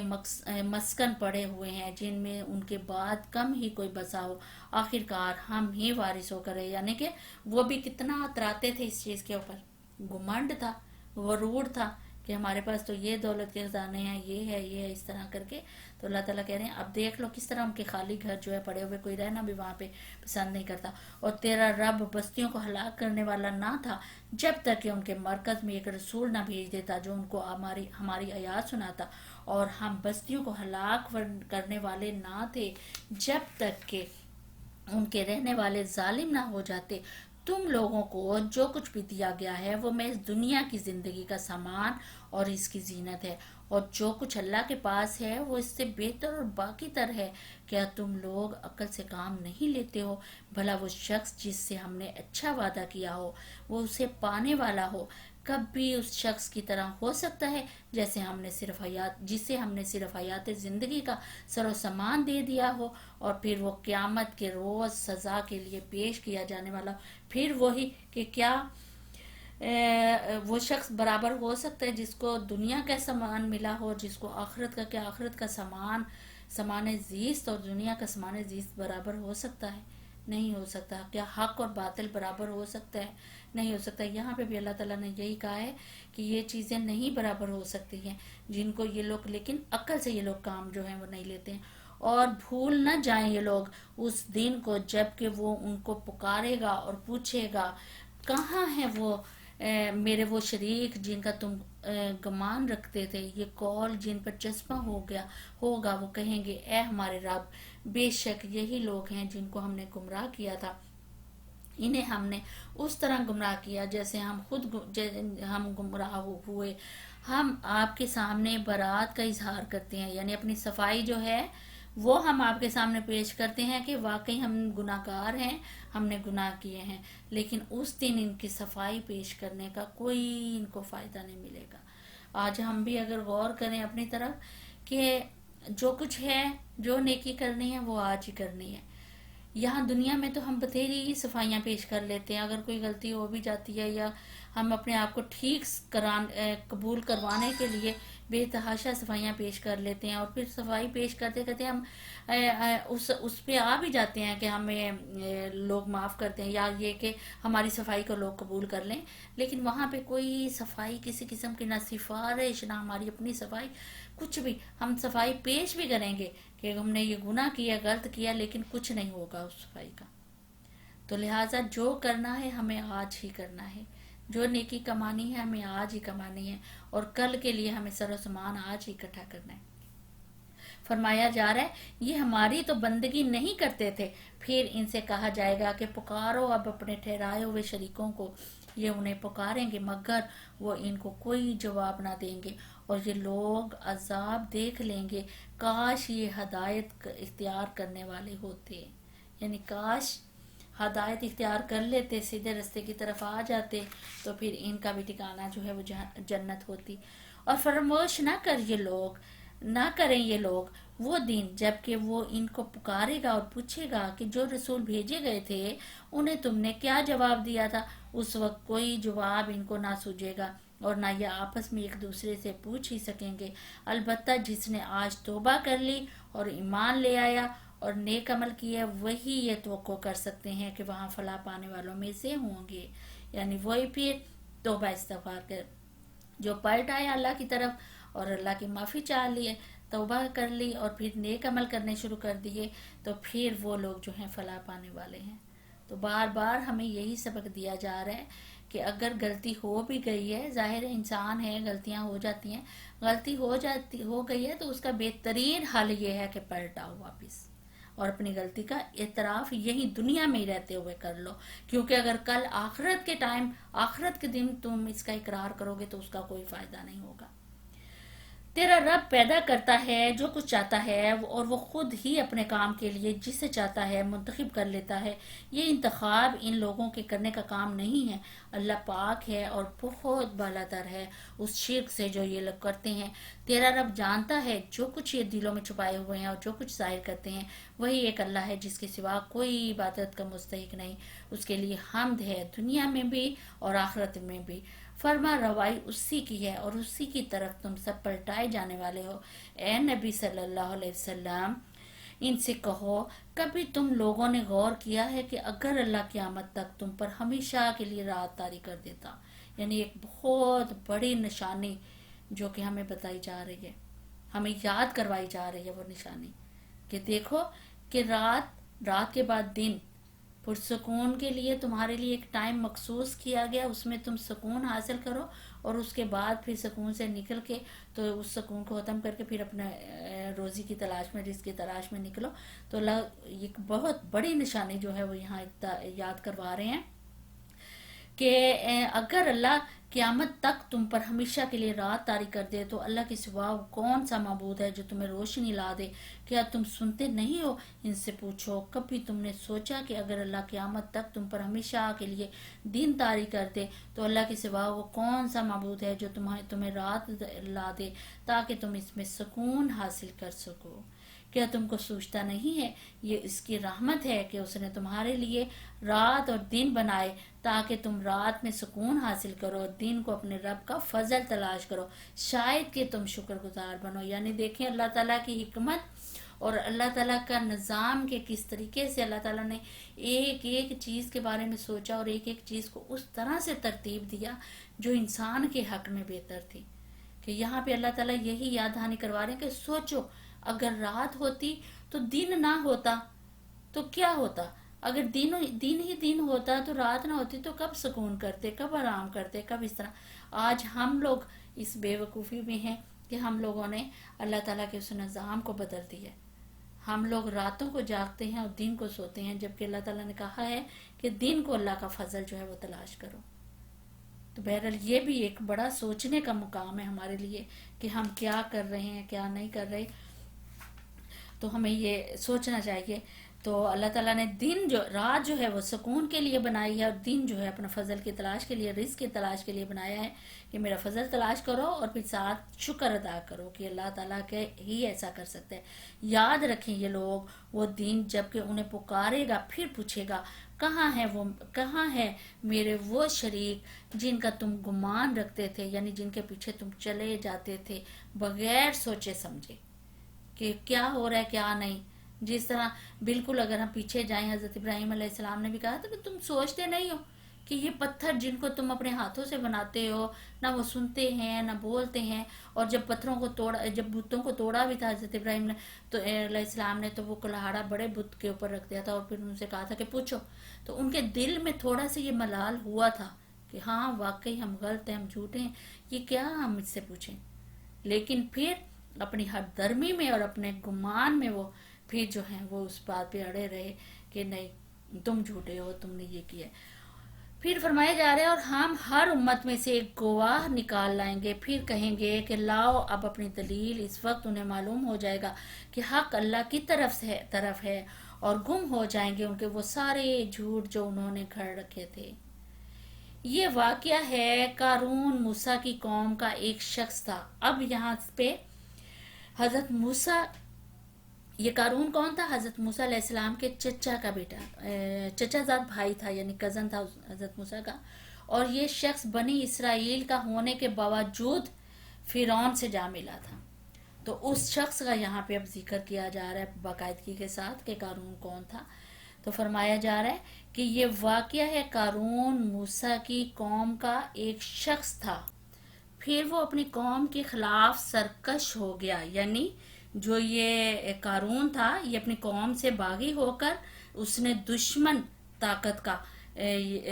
طاقت حاصل کر لی تھی، اور جو بنی اسرائیل کو جڑ بنیاد سے ختم کر دینے پر تلے ہوئے تھے، یعنی فرعون کی جو حمایت ہے وہ حاصل کر لی تھی، اور اس قومی غداری کی بدولت اس نے فرعونی سلطنت میں یہ مرتبہ جو ہے حاصل کر لیا تھا کہ وہ کیونکہ غدار ہو گیا تھا، ادھر سے باغی ہو کے فرعون کے پاس گیا تھا، تو وہاں پہ اس نے سلطنت کا مرتبہ حاصل کر لیا تھا کہ حضرت موسیٰ فرعون کے علاوہ مصر کی دو بڑی طاقتوں کی طرف، ہستیوں کی طرف جو ہیں وہ بھیجے گئے تھے۔ وہ دو تھی، جس کا ایک ہم نے پیچھے فرعون کا وزیر یعنی حمان جس کا ہم نے ذکر پڑا، اور دوسرا یہ تھا جو کہ امیر کبیر آدمی تھا، اور اسرائیل کا یہ بندہ تھا جو ابھی ہم دیکھ رہے ہیں اس کو، یعنی قارون جو تھا، تو اس کی طرف بھیجے گئے تھے، باقی اور اتنا وہ نہیں تھا۔ تو اس کا یہاں پہ ذکر کیا جا رہا ہے کہ وہ اپنی قوم سے باغی ہو گیا تھا، اور ہم نے اس کو اتنے خزانے دے رکھے تھے کہ ان کی کنجیاں طاقتور آدمیوں کی ایک جماعت مشکل سے اٹھا سکتی تھی، یعنی کہ ایک قسم کا وہ اپنی اس کا سیٹھ تھا، مانا جاتا ہے کہ ایک قسم اتنی زیادہ دولت اللہ تعالیٰ نے اس کو دی ہوئی تھی۔ ایک دفعہ جب اس کی قوم کے لوگوں نے اس سے کہا پھول نہ جا، اللہ پھولنے والوں کو پسند نہیں کرتا، جو مال اللہ نے تجھے دیا ہے اس سے آخرت کا گھر بنانے کی فکر کر، اور دنیا میں سے بھی اپنا حصہ فراموش نہ کر، احسان کر جس طرح اللہ نے تیرے ساتھ احسان کیا، اور زمین میں فساد برپا کرنے کی کوشش نہ کر، اللہ مفسدوں کو پسند نہیں کرتا۔ یعنی اس کی قوم کے کچھ لوگوں نے اس کو سمجھانے کی کوشش کی، اس کو بتایا کہ وہ نہ کر، اللہ کی طرف واپس پلٹا اور پھولا نہ سما اتنی دولت کے اوپر، کیونکہ یہ دولت تو تجھے اللہ نے ہی دی ہے، اللہ کی ہی دین ہے یہ ساری دولت جو ہے تجھے، تو لہٰذا تو اس کے اوپر پھولے نہ سما اور واپس آ جا اپنے اس کے اوپر۔ تو اس شخص نے کیونکہ یہ غرور اور گمنڈ کہ میرے پاس یہ طاقت ہے، میرے پاس یہ دولت ہے، اس کے نشے میں یہ ہر وقت جو ہے وہ پڑا رہتا تھا، اور یہاں اس کا ذکر کیا جا رہا ہے۔ اس نے کہا یہ سب کچھ تو مجھے اس علم کی بنا پر دیا گیا ہے جو مجھ کو حاصل ہے، کیا اس کو یہ علم نہ تھا کہ اللہ اس سے پہلے بہت سے ایسے لوگوں کو ہلاک کر چکا ہے جو اس سے زیادہ قوت اور جمعیت رکھتے تھے؟ یعنی اس نے کیا کہہ دیا کہ یہ تو میری اپنی قابلیت ہے جس کی وجہ سے میں نے یہ حاصل کیا ہے، اس میں کوئی کسی کا فضل نہیں ہے اور نہ کسی کا کوئی احسان ہے، اب مجھے اس کا شکریہ ادا اس طرح سے کرنا ہے کہ جن لوگوں کے پاس نہیں ہے میں ان کو کچھ دے دلا کے ان کے اوپر احسان کروں۔ یعنی کہ اس چیز کو وہ اپنی قابلیت سمجھتا تھا، جس طرح اگر ہم آج دیکھیں کہ آج کیا ہے کہ بچہ ڈاکٹر بن گیا، انجینئر بن گیا، یا کسی لائن پہ چلا گیا، تو یا ہم کامیاب ہو گئے یا ہم ترقی کے اس معیار پہ پہنچ گئے، تو ہمارے پیچھے الفاظ کیا ہوتے ہیں کہ یہ ہماری قابلیت ہے، یہ ہماری محنت ہے کہ ہم یہاں تک پہنچے ہیں، یہ ہم نے ایسا کیا ہے۔ وہ میں جو ہم لوگ کرتے رہتے ہیں نا، وہ میں ہی ہمیں تباہ کر کے رکھ دیتی ہے۔ تو اللہ تعالیٰ نے یہاں پہ بھی ذکر کیا ہے کہ یہ تمہاری قابلیت نہیں تھی بلکہ یہ ہمارا دیا ہوا تھا، اور اس سے پہلے ہم لوگ تم سے کئی گنا زیادہ ان کو دیکھ چکے ہیں، اور جب انہوں نے بھی غرور کیا، گمنڈ کیا، تو پھر ان کو بھی ہلاک کر دیا گیا، تو لہٰذا تمہارا بھی انجام جو ہے وہ ٹھیک نہیں ہوگا۔ مجرموں سے تو ان کے گناہ نہیں پوچھے جاتے، یعنی مجرموں سے ان کے گناہ نہیں پوچھے جاتے کہ تم کو یہ سزا، ان کو تو بس سزا دے دی جاتی ہے۔ ایک روز وہ اپنی قوم کے سامنے اپنے پورے ٹھاٹھ میں نکلا، جو لوگ حیات دنیا کے طالب تھے وہ اسے دیکھ کر کہنے لگے کاش ہمیں بھی وہی کچھ ملتا جو قارون کو دیا گیا ہے، یہ تو بڑا نصیبے والا ہے۔ مگر جو لوگ علم رکھنے والے تھے وہ کہنے لگے افسوس تمہارے حال پر، اللہ کا ثواب بہتر ہے اس شخص کے لیے جو ایمان لائے اور نیک عمل کرے، اور یہ دولت نہیں ملتی مگر صبر کرنے والوں کو۔ یعنی جو ذرا کمزور ایمان کے لوگ تھے، کمزور سے وہ تو رشک کرنے لگے اس کے اوپر کہ کیسی دولت اس کو ملی ہے، کیسی شان اور ٹھاٹھ اس کا ہے، لیکن جو علم رکھنے والے تھے انہیں پتہ چل گیا تھا، وہ سمجھ گئے تھے کہ یہ آزمائش اللہ کی طرف سے، تو ان کو پتہ تھا کہ یہ اللہ تعالیٰ جو ہے وہ ازمار ہے، وہ پھر اس کے حال کے اوپر افسوس کر رہے تھے کہ یہ وہ جس اکڑ اور مغرور کے ساتھ وہ نکلا تھا۔ آخر کار ہم نے اسے اور اس کے گھر کو زمین میں دھنسا دیا، پھر کوئی اس کے حامیوں کا گروہ نہ تھا جو اللہ کے مقابلے میں اس کی مدد کو آتا، اور نہ وہ خود اپنی مدد آپ کر سکتا تھا۔ اب وہی لوگ جو کل اس کی منزلت کی تمنا کر رہے تھے وہ کہنے لگے افسوس ہم بھول گئے تھے کہ اللہ ہم اپنے بندوں میں سے جس کو چاہتا ہے رزق کا کشادہ کرتا ہے اور جس سے چاہتا ہے نپا تلا دیتا ہے۔ یعنی اللہ کی طرف سے رزق کی کشادگی اور تنگی جو ہے، جو کچھ بھی ہے وہ اللہ تعالیٰ کی طرف سے اللہ کی ایک مشیت ہے اور اللہ تعالیٰ کی مصلحتیں ہیں کہ کس کو وہ زیادہ رزق دیتا ہے اور کس کو زیادہ کم رزق دیتا ہے. اللہ اس سے بہت خوش ہے اور اسے انعام دے رہا ہے کہ جو کہ صبر سے اور برداشت کرتا ہے، صبر کرتا ہے اور اللہ تعالیٰ کی حکمتوں کو سمجھتا ہے اور اللہ تعالیٰ کی سمجھتا ہے کہ یہ اللہ تعالیٰ کی طرف سے ہے سب کچھ، کہ جس کو اللہ تعالیٰ نپت چاہتا ہے نپت اللہ رزق دیتا ہے، جسے اللہ کشادہ رزق دیتا ہے. یہ صرف اللہ ہی جانتا ہے اپنی حکمتوں کو کہ اس نے کس کے لیے کون سی حکمت جو ہے وہ رکھی ہوئی ہے. تو بہرحال ہمیں ہر حال میں اللہ تعالیٰ کا شکر ادا کرنا چاہیے، ہر حال میں اللہ تعالیٰ اس کے اوپر راضی رہنا چاہیے کہ جو اللہ تعالیٰ کر رہے ہیں وہ بہتر کر رہے ہیں، اور اللہ کی رضا میں ہی راضی رہنا جو ہے وہ کامیابی ہے. اگر اللہ نے ہم پر احسان نہ کیا ہوتا تو ہمیں بھی زمین میں دھنسا دیتا. افسوس ہم کو یاد نہ رہا کہ کافر فلاں نہیں پا سکتے، یعنی اپنے غرور اور گھمنڈ میں کہ جب وہ اپنی اترا رہا تھا اس میں، تو پھر اللہ تعالیٰ نے یہی پھر قرآن پاک میں آیا کہ ان کو اس کے خاندان کو اور اس کو اس کے اسباب سمیت اس کے مال سمیت اللہ تعالیٰ نے زمین میں دھنسا دیا تھا. وہ آخرت کا گھر تو ہم ان لوگوں کے لیے مخصوص کر دیں گے جو دنیا میں اپنی بڑائی نہیں چاہتے اور نہ فساد کرنا چاہتے تھے، اور انجام کی بھلائی متقین ہی کے لیے ہے. جو کوئی بھلائی لے کر آئے گا اس کے لیے اس سے بہتر بھلائی ہے، اور جو برائی لے کر آئے گا تو برائیاں کرنے والوں کو ویسا ہی بدلہ ملے گا جیسا عمل وہ کرتے تھے. اے نبی صلی اللہ علیہ وسلم، یقین جانو کہ جس نے یہ قرآن تم پر فرض کیا ہے وہ تمہیں ایک بہترین انجام کو پہنچانے والا ہے. ان لوگوں سے کہہ دو کہ میرا رب خوب جانتا ہے کہ ہدایت لے کر کون آیا ہے اور کھلی گمراہی میں کون مبتلا ہے. تم اس بات کے ہرگز امیدوار نہ تھے کہ تم پر کتاب نازل کی جائے گی، یہ تو محض تمہارے رب کی مہربانی سے تم پر نازل ہوئی ہے، پس تم کافروں کی مددگار نہ بنو. یعنی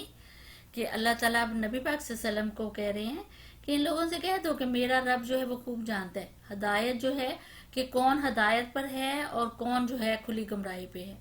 وہ بہتر جانتا ہے. اور پھر آگے کہا جا رہا ہے کہ تم اس کے امیدوار نہیں تھے، کہ تمہیں نہیں پتا تھا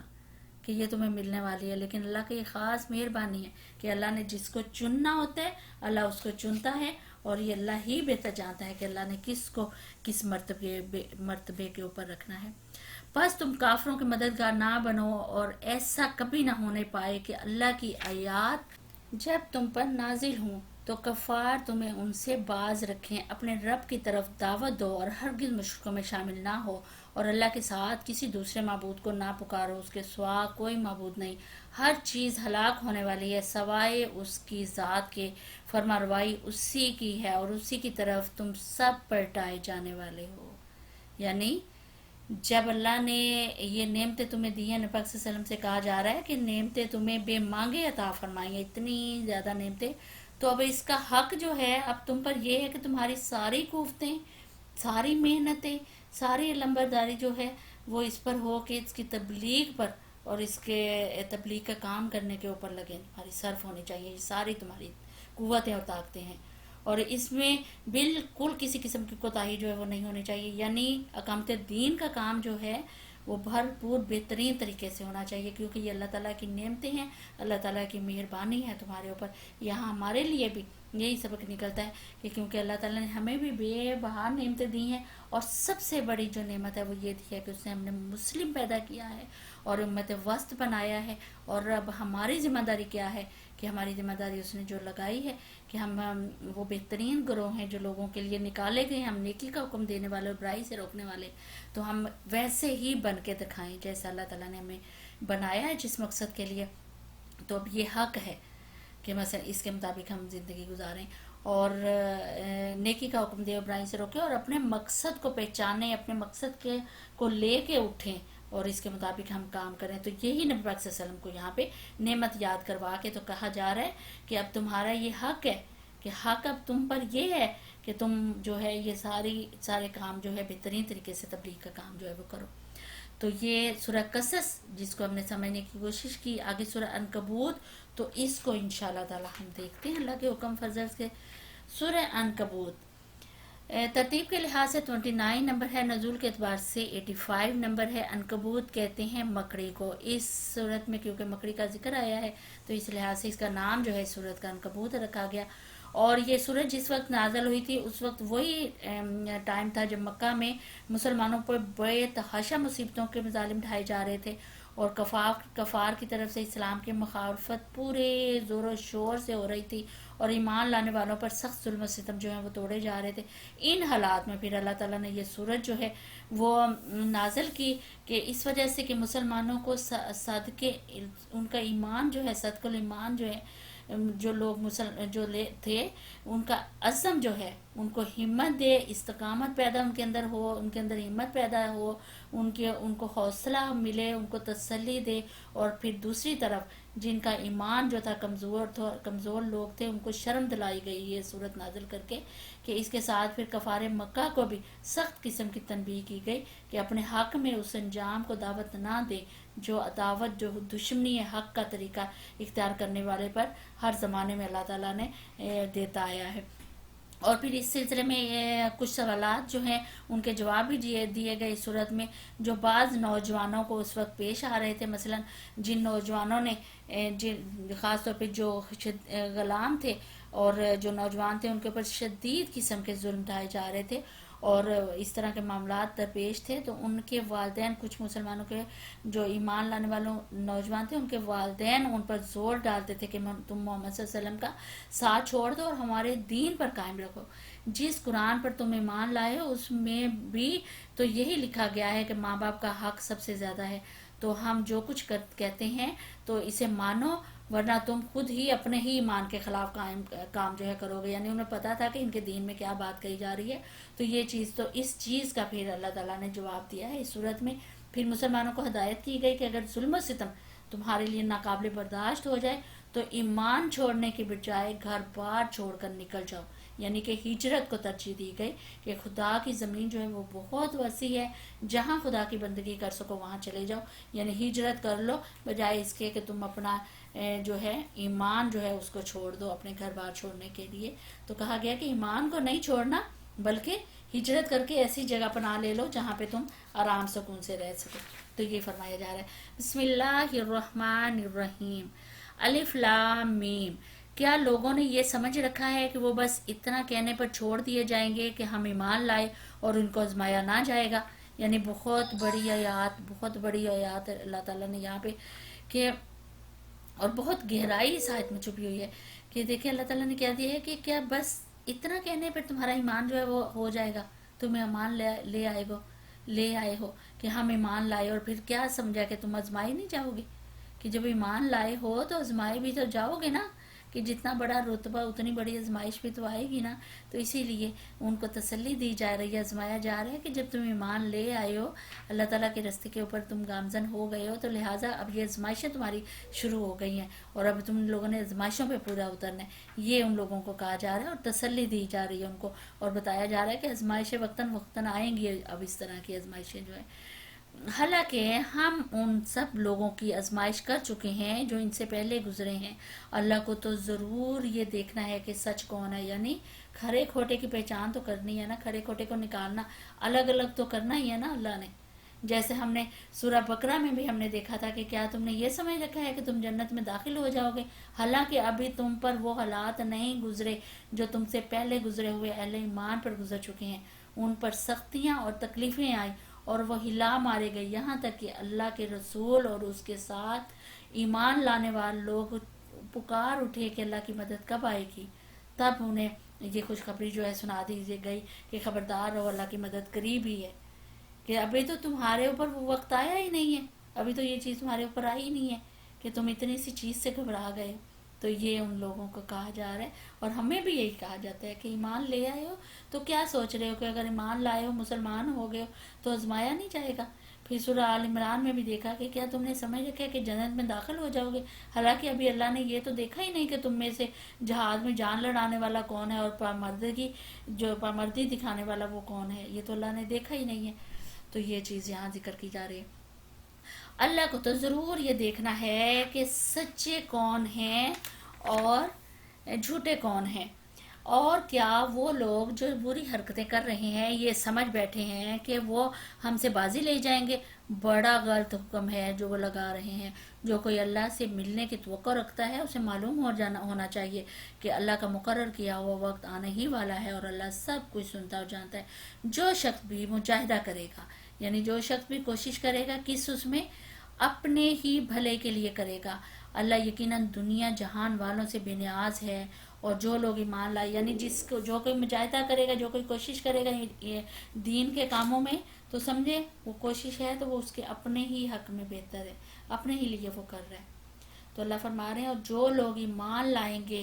اور نیک اعمال کریں گے، ان کی برائیاں ہم ان سے دور کر دیں گے اور انہیں ان کی بہترین اعمال کی جزا دیں گے۔ ہم نے انسان کو ہدایت کی کہ اپنے والدین کے ساتھ نیک سلوک کریں، لیکن اگر وہ تجھے پر زور ڈالے، یعنی اس چیز کو لے کے وہ کہتے تھے کہ تمہارے تو اپنے دین میں یہ لکھا ہوا ہے کہ والدین کے ساتھ نیک سلوک کرو، لیکن اللہ نے اس آیت میں ان کو منہ توڑ جواب دیا ان کی اس بات کا کہ لیکن اگر وہ تجھ پر زور ڈالیں کہ تم میرے ساتھ کسی ایسے معبود کو شریک ٹھہرائے جسے تم میرے شریک کی حیثیت سے نہیں جانتا، تو ان کی اطاعت نہ کر، میری ہی طرف تم سب کو پلٹ کر آنا ہے، پھر میں تم کو بتا دوں گا کہ تم کیا کرتے رہے ہو۔ اور جو لوگ ایمان لائے ہوں گے، یعنی ان کو اس آیت پہ ان کو جواب دے دیا گیا اور مسلمانوں کو حوصلہ دیا گیا کہ اس میں اگر تم نافرمانی کرو گے تو کوئی گناہ نہیں ہے تمہارے اوپر، کہ اگر وہ تمہیں شرک کی دعوت دیتے ہیں تو فرمایا گیا اور جو لوگ ایمان لائے ہوں گے اور جنہوں نے نیک اعمال کیے ہوں گے ان کو ہم ضرور صالحین میں داخل کریں گے۔ لوگوں میں سے کوئی ایسا ہے جو کہتا ہے کہ ہم ایمان لائے اللہ پر، مگر جب وہ اللہ کے معاملے میں ستایا گیا تو اس نے لوگوں کی ڈالی ہوئی آزمائش کو اللہ کے عذاب کی طرف سمجھ لیا، اللہ کے عذاب کی طرح، یعنی کہ وہ ہمت ہار گیا، اس نے ہمت توڑ دی، اور اس لیے اس نے فیصلہ کر لیا کہ وہ عذاب جو بعد میں بھگت لوں گا، یہ نقد عذاب جو اب مجھے مل رہا ہے، اس سے بچنے کے لیے مجھے ایمان چھوڑ کر پھر کفار کے ساتھ ملنا ہوگا تاکہ دنیا کی زندگی جو ہے وہ خیر سے گزر جائے۔ یعنی ہم بھی چھوٹی چھوٹی جو آزمائشیں آتی ہیں ہمارے اوپر، ہم مشکلیں آتی ہیں، مصیبتیں آتی ہیں، تو کیا کرتے ہیں، گھبرا کے ہم لوگ جو ہیں وہ الٹے رستے کی طرف چلے پڑتے ہیں، نافرمانی شروع کر دیتے ہیں اللہ کی، صبر کا دامن ہاتھ سے چھوڑ دیتے ہیں۔ تو یہاں ہمارے لیے بھی ایک بڑا سبق نکلتا ہے کہ دیکھو چھوٹی چھوٹی جو آزمائشیں آتی ہیں وہ تو دین کے معاملے میں آئیں گی نا، تو لہٰذا صبر کا دامن ہاتھ سے نہیں چھوڑنا۔ اور دوسرا یہ کہ بعض کا تو ایسی مشکل آتی ہے کہ ہم کہتے ہیں کہ یہ تو مسلط کے تحت یا اس طرح کی مشکل ہے، سود لے لیتے ہیں، سود دے دیتے ہیں، حالانکہ اللہ تعالیٰ نے رشوت لے لیتے ہیں، رشوت دے دیتے ہیں، اللہ نے منع کیا ہے اس چیز سے، لیکن اپنا ایمان جو ہے وہ ہم بیچ دیتے ہیں ایک چھوٹی سی مشکل کی خاطر، ایک چھوٹی سی اس کی کہ اپنے دین کو جو ہے وہ دنیا کی خاطر جو ہے اس کی خیر کی خاطر جو ہے وہ کر لیتے ہیں۔ تو لہٰذا اس چیز سے اللہ تعالیٰ نے منع کیا ہے۔ اب اگر تیرے رب کی طرف سے فتح نصرت آ گئی تو یہی شخص کہے گا کہ ہم تو تمہارے ساتھ تھے، یعنی جب اللہ کی طرف سے نصرت اور امید آ جاتی ہے، بہتری کی صورت ہو جاتی ہے، تو یہی پھر کہتا ہے کہ ہم تو تمہارے ساتھ ہیں۔ کیا دنیا والوں کے دلوں کا حال اللہ کو بخوبی معلوم نہیں ہے؟ اور اللہ کو تو ضرور یہ دیکھنا ہی ہے کہ ایمان لانے والے کون ہیں اور منافق کون ہیں، یعنی اللہ کو تو آزمائش کرنی ہے کہ اللہ نے آزمانا ہے۔ تو لہٰذا جب آزمائش کو اس طرح کی آتی ہے نا، اس وقت ہمیں پرکھنا ہے اپنے آپ کو کہ ہم کتنا اللہ سے دور ہیں اور کتنا اللہ کے قریب ہیں۔ یہ کافی لوگ ایمان لانے والوں سے کہتے ہیں کہ تم ہمارے طریقے کی پیروی کرو اور تمہاری خطاؤں کو ہم اپنے اوپر لے لیں گے، حالانکہ ان کی خطاؤں میں سے کچھ بھی وہ اپنے اوپر لینے والے نہیں ہیں۔ یعنی کیا کہتے تھے کہ یہ بچے اپنے بچوں کو کہتے تھے یہ لوگ کہ تم ہمارے واپس آ جاؤ اپنے آباء و اجداد کے دین پہ، یہ محمد صلی اللہ علیہ وسلم جو دین کی دعوت دے رہے ہیں اس کو چھوڑ دو، اور اگر اللہ نے تم سے پوچھا نا تو ہم تمہارے آگے آ جائیں گے، ہم تمہارے حق میں بولیں گے کہ ہمارے بچے جو ہیں وہ ٹھیک تھے، تو ہم یعنی کہ تمہارے اس میں فیور میں آ جائیں گے، جبکہ اللہ کہہ رہے ہیں وہ قطعاً جھوٹ کہتے ہیں۔ ہاں ضرور وہ اپنے بوجھ ہی اٹھائیں گے اور اپنے بوجھوں کے ساتھ دوسرے بہت سے بوجھ بھی، اور قیامت کے روز یقیناً ان سے اس افترا برداریوں کی باز پرس ہوگی وہ جو وہ کرتے رہے ہیں، یعنی جو یہ جھوٹی باتیں کرتے رہے ہیں ان کی ضرور باز پرس ہوگی۔ تو اللہ کہہ رہے ہیں کہ وہ اپنے ایک جھوٹ کے ساتھ، اپنے ایک بوجھ کے ساتھ دوسروں کے بوجھ جس کو انہوں نے اس رستے کی طرف لایا ہے اس کا بوجھ وہ اٹھائیں گے اس دن۔ فرمایا ہم نے نوح کو اس کی قوم کی طرف بھیجا اور وہ 50 کم 1000 برس ان کے درمیان رہا. 50 کم 1000 یعنی کہ کتنے ہو گئے؟ 950 سال ہو گئے کہ اتنا ان کے درمیان رہا. اور اتنی محنت کی کہ دیکھیں کہ کیا کتنے سے لوگ ان کے ساتھ تھے. یعنی حضرت نوح علیہ السلام کی عمر جو ہے 950 سال تھی. بلکہ اس کا یہ مطلب کہ نبوت کا منصب پر سرفراز ہونے کے بعد سے طوفان تک پورے 950 برس حضرت نوح علیہ السلام کی جو ہے اس ظالم گمراہ قوم کی اصلاح کرنے میں ان کی کوششیں جو ہیں وہ لگی. اور اتنی طویل مدت تک ان کی زیادتیاں جو ہیں وہ برداشت کرتے رہے. اور لیکن انہوں نے ہمت نہیں ہاری. انہوں نے بالکل ہمت نہیں ہاری. ان کا ظلم و ستم کو برداشت کیا, ان کی ہر درمی کو برداشت کیا, لیکن پھر صبر کا مظاہرہ جو ہے انہوں نے کیا. صبر کا ساتھ انہوں نے چھوڑا بڑے اس کے تحت. اور حضرت نوح کی عمر کے بارے میں قرآن مجید میں بھی کئی جگہ پہ بیانات جو ہیں اس طرح کے ایک دوسرے سے مختلف گو کے آئے ہیں, لیکن ان کی عمر جو ہے 950 سال ہی تھی. اور وہ 600 برس کے تھے جب طوفان آیا تھا, اور اس کے بعد 350 برس مزید وہ زندہ رہے. اور پھر کہا جاتا ہے کہ ان کی عمر کے کم از کم 1000 سال ہونی چاہیے, کیونکہ 950 سال تک تو صرف وہی مدت ہے جو نبوت پر مامور ہونے کے بعد سے طوفان برپا ہونے تک انہوں نے دعوت و تبلیغ میں صرف کی تھی. تو پھر ظاہری بات ہے کہ جب نبوت اتنی پختہ عمر کو پہنچنے کے بعد ہی ان کو ملی تھی, تو پھر طوفان کے بعد بھی وہ کچھ مدت جو ہے زندہ رہے ہیں. تو اتنی طویل عمر اور اتنا مثلا کہ پھر دیکھیں اتنا کام, اتنی جدوجہد, اتنی کوشش, اور اس کے باوجود پھر کیا کتنے سے لوگ ان کے ساتھ تھے. یہ ان کی ہر درمی کا نتائج تھا. اور حضرت نوح علیہ السلام کے صبر کا دیکھیں کہ کتنا صبر تھا ان کا.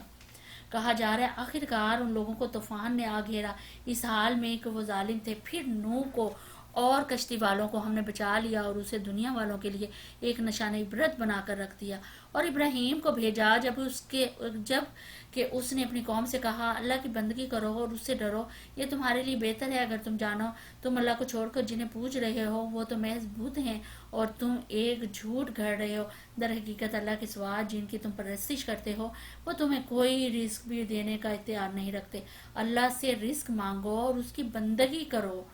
اور اس کا شکر ادا کرو. یعنی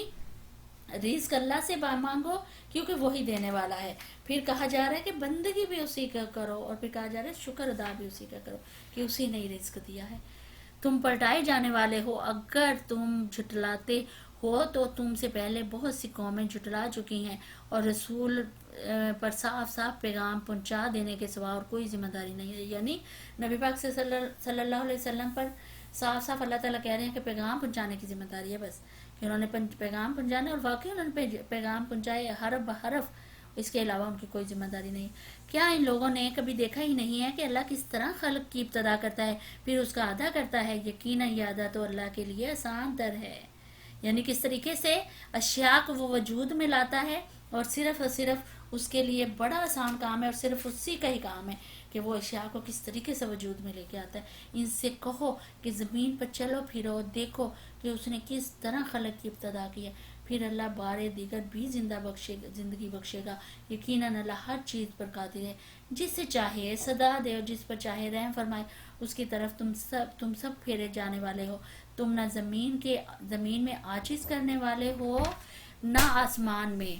اور اللہ سے بچانے والا کوئی سرپرست اور مددگار تمہارے لیے نہیں ہے. جن لوگوں نے اللہ کی آیات کا اور اس سے ملاقات کا انکار کیا وہ میری رحمت سے مایوس ہو چکے ہیں, اور ان کے لیے دردناک سزا ہے. پھر اس کی قوم کا جواب اس کے سوا کچھ نہ تھا کہ انہوں نے کہا قتل کر دو اسے یا جلا ڈالو اس کو. آخر کار اللہ نے اسے آگ سے بچا لیا. یقیناً اس میں نشانیاں ہیں ان لوگوں کے لیے جو ایمان لانے والے ہیں، اور اس نے کہا تم نے دنیا کی زندگی میں تو اللہ کو چھوڑ کر بتوں کو اپنے درمیان محبت کا ذریعہ بنا لیا ہے، مگر قیامت کے روز تم ایک دوسرے کا انکار اور ایک دوسرے پر لعنت کرو گے، اور آگ تمہارا ٹھکانہ ہوگی اور کوئی تمہارا مددگار نہ ہوگا۔ اس وقت یعنی یہ حضرت ابراہیم علیہ السلام کا قصہ ہم نے دیکھا، پیچھے حضرت نوح علیہ السلام کا۔ اب یہاں پہ آگے حضرت لوط علیہ السلام کا قصہ جو ہے مختصر کر کے دیکھیں گے۔ یہ قصے بار بار دکھانے کا، صرف بتانے کا یہی مقصد ہے کہ ایک تو یہ کہ ہمت آپ صلی اللہ علیہ وسلم کی بندائی سے تسلی دیں، اور دوسرا یہ کہ ان کے اوپر بھی آزمائشیں آئی ہیں، اور کفار مکہ کو بھی بتائیں، گاہ کریں کہ دیکھو انہوں نے، ان کی قوم نے بھی ایسے ایسے جھٹلایا تھا، تو کس طریقے سے وہ تباہ و برباد ہو گئے۔ اس وقت لوط نے اس کو مانا۔ حضرت ابراہیم کے بھیجے بھتیجے تھے یہ حضرت لوط علیہ السلام، تو حضرت لوط علیہ السلام نے حضرت ابراہیم کو مانا۔ تو یہاں پہ اب حضرت لوط کا جو ہے وہ ذکر کیا گیا۔ اور ابراہیم نے کہا میں اپنے رب کی طرف ہجرت کرتا ہوں، وہ زبردست ہے اور حکیم ہے، اور ہم نے اسے اسحاق اور یعقوب جیسی اولاد عنایت فرمائی، اور اس کی نسل میں نبوت اور کتاب رکھ دی، اور اسے دنیا میں اس کا اجر عطا کیا، اور آخرت میں وہ یقیناً صالحین میں سے ہوگا۔ ہم نے لوط کو بھیجا جبکہ اس نے اپنی قوم سے کہا تم تو وہ فحش کام کرتے ہو جو تم سے پہلے دنیا والوں میں سے کسی نے نہیں کیے، یعنی کہ باہر حضرت لوط علیہ السلام کی قوم ایسی تھی جو کہ یہ برائی کا کام جو ہے وہ کرتی تھی۔ تم سے پہلے دنیا والوں میں سے کسی نے نہیں کیا ہے۔ کیا تمہارا حال یہ ہے کہ مردوں کے پاس جاتے ہو اور رازنی کرتے ہو اور اپنے مجلسوں میں برے کام کرتے ہو؟ پھر کوئی جواب اس کی قوم کے پاس اس کے سوا نہ تھا کہ انہوں نے کہا لے آ اللہ کا عذاب اگر تو سچا ہے۔ لوط نے کہا اے میرے رب، ان مفسد لوگوں کے مقابلے میں میری مدد فرمائی، یعنی اللہ تعالیٰ سے دعا فرمائی کہ یہ وہ لوگ ماننے والے نہیں ہیں، مان نہیں رہے ہیں بات کو۔ اور جب ہمارے فرزندے ابراہیم کے پاس بشارت لے کر پہنچے تو انہوں نے اس سے کہا ہم اس بستی کے لوگوں کو ہلاک کرنے والے ہیں، اس کے لوگ سخت ظالم ہو چکے ہیں۔ ابراہیم نے کہا وہاں تو لوط موجود ہے، یعنی کیونکہ بھتیجے تھے تو ایک دم حضرت لوط علیہ السلام کا خیال آیا۔ انہوں نے کہا ہم خوب جانتے ہیں کہ وہاں کون کون ہے، ہم اسے سوائے اس کی بیوی کے اسے اور اس کے باقی سب گھر والوں کو بچا لیں گے۔ اس کی بیوی پیچھے رہ جانے والوں میں سے تھی۔ پھر جب ہمارے فرزندے لوط کے پاس پہنچے تو ان کی آمد پر وہ سخت پریشان اور دل تنگ ہوا۔ انہوں نے کہا نہ ڈرو نہ غم کرو، ہم تمہیں اور تمہارے گھر والوں کو بچا لیں گے، سوائے تمہاری بیوی کے جو پیچھے رہ جانے والوں میں سے تھی اسے ہے۔ ہم اس بستی کے لوگوں پر آسمان سے عذاب نازل کرنے والے ہیں اس فسق کے بدولت جو یہ کرتے رہے ہیں، اور ہم نے اس بستی کی ایک کھلی نشانی چھوڑ دی ہے ان لوگوں کے لیے جو عقل سے کام لیتے ہیں۔ اور مدین کی طرف ہم نے ان کے بھائی شعیب کو بھیجا، یعنی مدین کی طرف حضرت شعیب علیہ السلام آئے۔ اس نے کہا اے میری قوم کے لوگوں، اللہ کی بندگی کرو اور روز آخرت کے امیدوار رہو، اور زمین میں مفسد بن کر زیادتیاں نہ کرتے پھرو۔ مگر انہوں نے اسے جھٹلا دیا۔ آخرکار ایک سخت زلزلے نے انہیں آ لیا اور وہ اپنے گھر میں پڑے کے پڑے رہ گئے۔ اور آج سمود کو ہم نے ہلاک کیا، تم وہ مقامات دیکھ چکے ہو جہاں وہ رہتے تھے۔ ان کے اعمال کو شیطان نے ان کے لیے خوشنما بنا دیا تھا، یعنی تم وہ مقامات، وہ جگہ جو ہیں وہ دیکھ چکے ہو کہ جہاں پہ وہ رہتے تھے۔ تو یہاں پہ ان کو آگاہ کیا جا رہا ہے کہ دیکھو ان کے ساتھ کیا انجام ہوا تھا۔ کہا جا رہا ہے اور انہیں راہ راست سے برگزشتہ کر دیا، حالانکہ وہ ہوش گوش رکھتے تھے، اور قارون اور فرعون حامان کو ہم نے ہلاک کیا۔ یعنی اب تینوں کا ذکر جو ہے ایک ساتھ آیا ہے کہ ان تینوں کو، وہ تینوں نافرمان تھے، تینوں کا ذکر کہ تینوں بھٹکے ہوئے تھے، تو تینوں کو ہی ہم نے ہلاک کر دیا۔ موسیٰ ان کے پاس بینات لے کر آیا، مگر انہوں نے زمین میں اپنی بڑائی کا ظلم کیا، حالانکہ وہ سبقت لے جانے والے نہ تھے۔ آخرکار ہر ایک کو ہم نے اس کے گناہ میں پکڑا، پھر ان میں سے کسی پر ہم نے پتھراؤ کرنے والی ہوا بھیجی، اور کسی کو ایک زبردست دھماکے نے آ لیا، اور کسی کو ہم نے زمین میں دھنسا دیا، اور کسی کو غرق کر دیا۔ اللہ ان پر ظلم کرنے والا نہ تھا، مگر وہ خود ہی اپنے اوپر ظلم کر رہے تھے۔ یعنی یہ بتایا جا رہا ہے کہ کس طریقے سے اللہ نے ان کو ان کی گرفت کی، اور کس طریقے سے اللہ تعالیٰ نے ان کو عذاب دی۔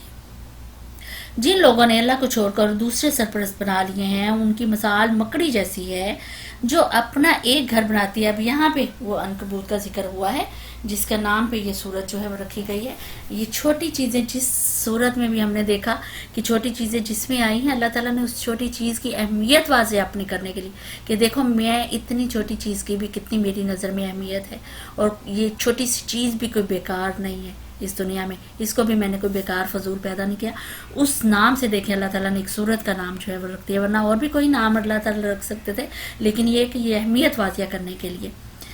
کہ جب سب گھروں سے زیادہ کمزور گھر مکڑی کا گھر ہی ہوتا ہے. کاش یہ لوگ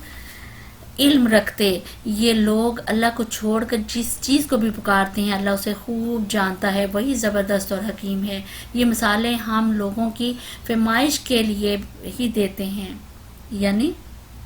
دیکھیں کہ کس طریقے سے اوپر جتنی قوموں کا ذکر آیا وہ سب شرک میں مبتلا تھی،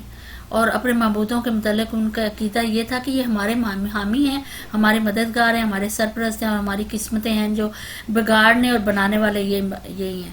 تو اس وجہ سے وہ ان کو پوچھتے تھے، اندھا دھن ان کی تقلید کرتے تھے، اور پھر کہتے تھے کہ ہم کو ہر طرح کے افعال سے جو ہیں یہ جو ہمارے بت ہیں اور یہ جو ساری چیزیں ہیں حامی مددگار ہیں، یہ ہمیں بچا لیں گے. یہ ان لوگوں کے خیالات تھے. اور پھر یہاں پہ اللہ تعالیٰ کہہ رہے ہیں کہ اللہ کو ان سب چیزوں کی حقیقت خوب معلوم ہے جنہیں یہ لوگ خوب بناتے ہیں، معبود بناتے ہیں اور ان کو مانتے ہیں اور مدد کے لیے پکارتے ہیں. ان کے اختیار میں اللہ تعالیٰ کہہ رہے ہیں کچھ بھی نہیں ہے، طاقت کا مالک صرف اور صرف اللہ ہے، اور اس کی تدبیر، اس کی حکمت، اس کی کائنات کا نظام وہی چلا رہا ہے.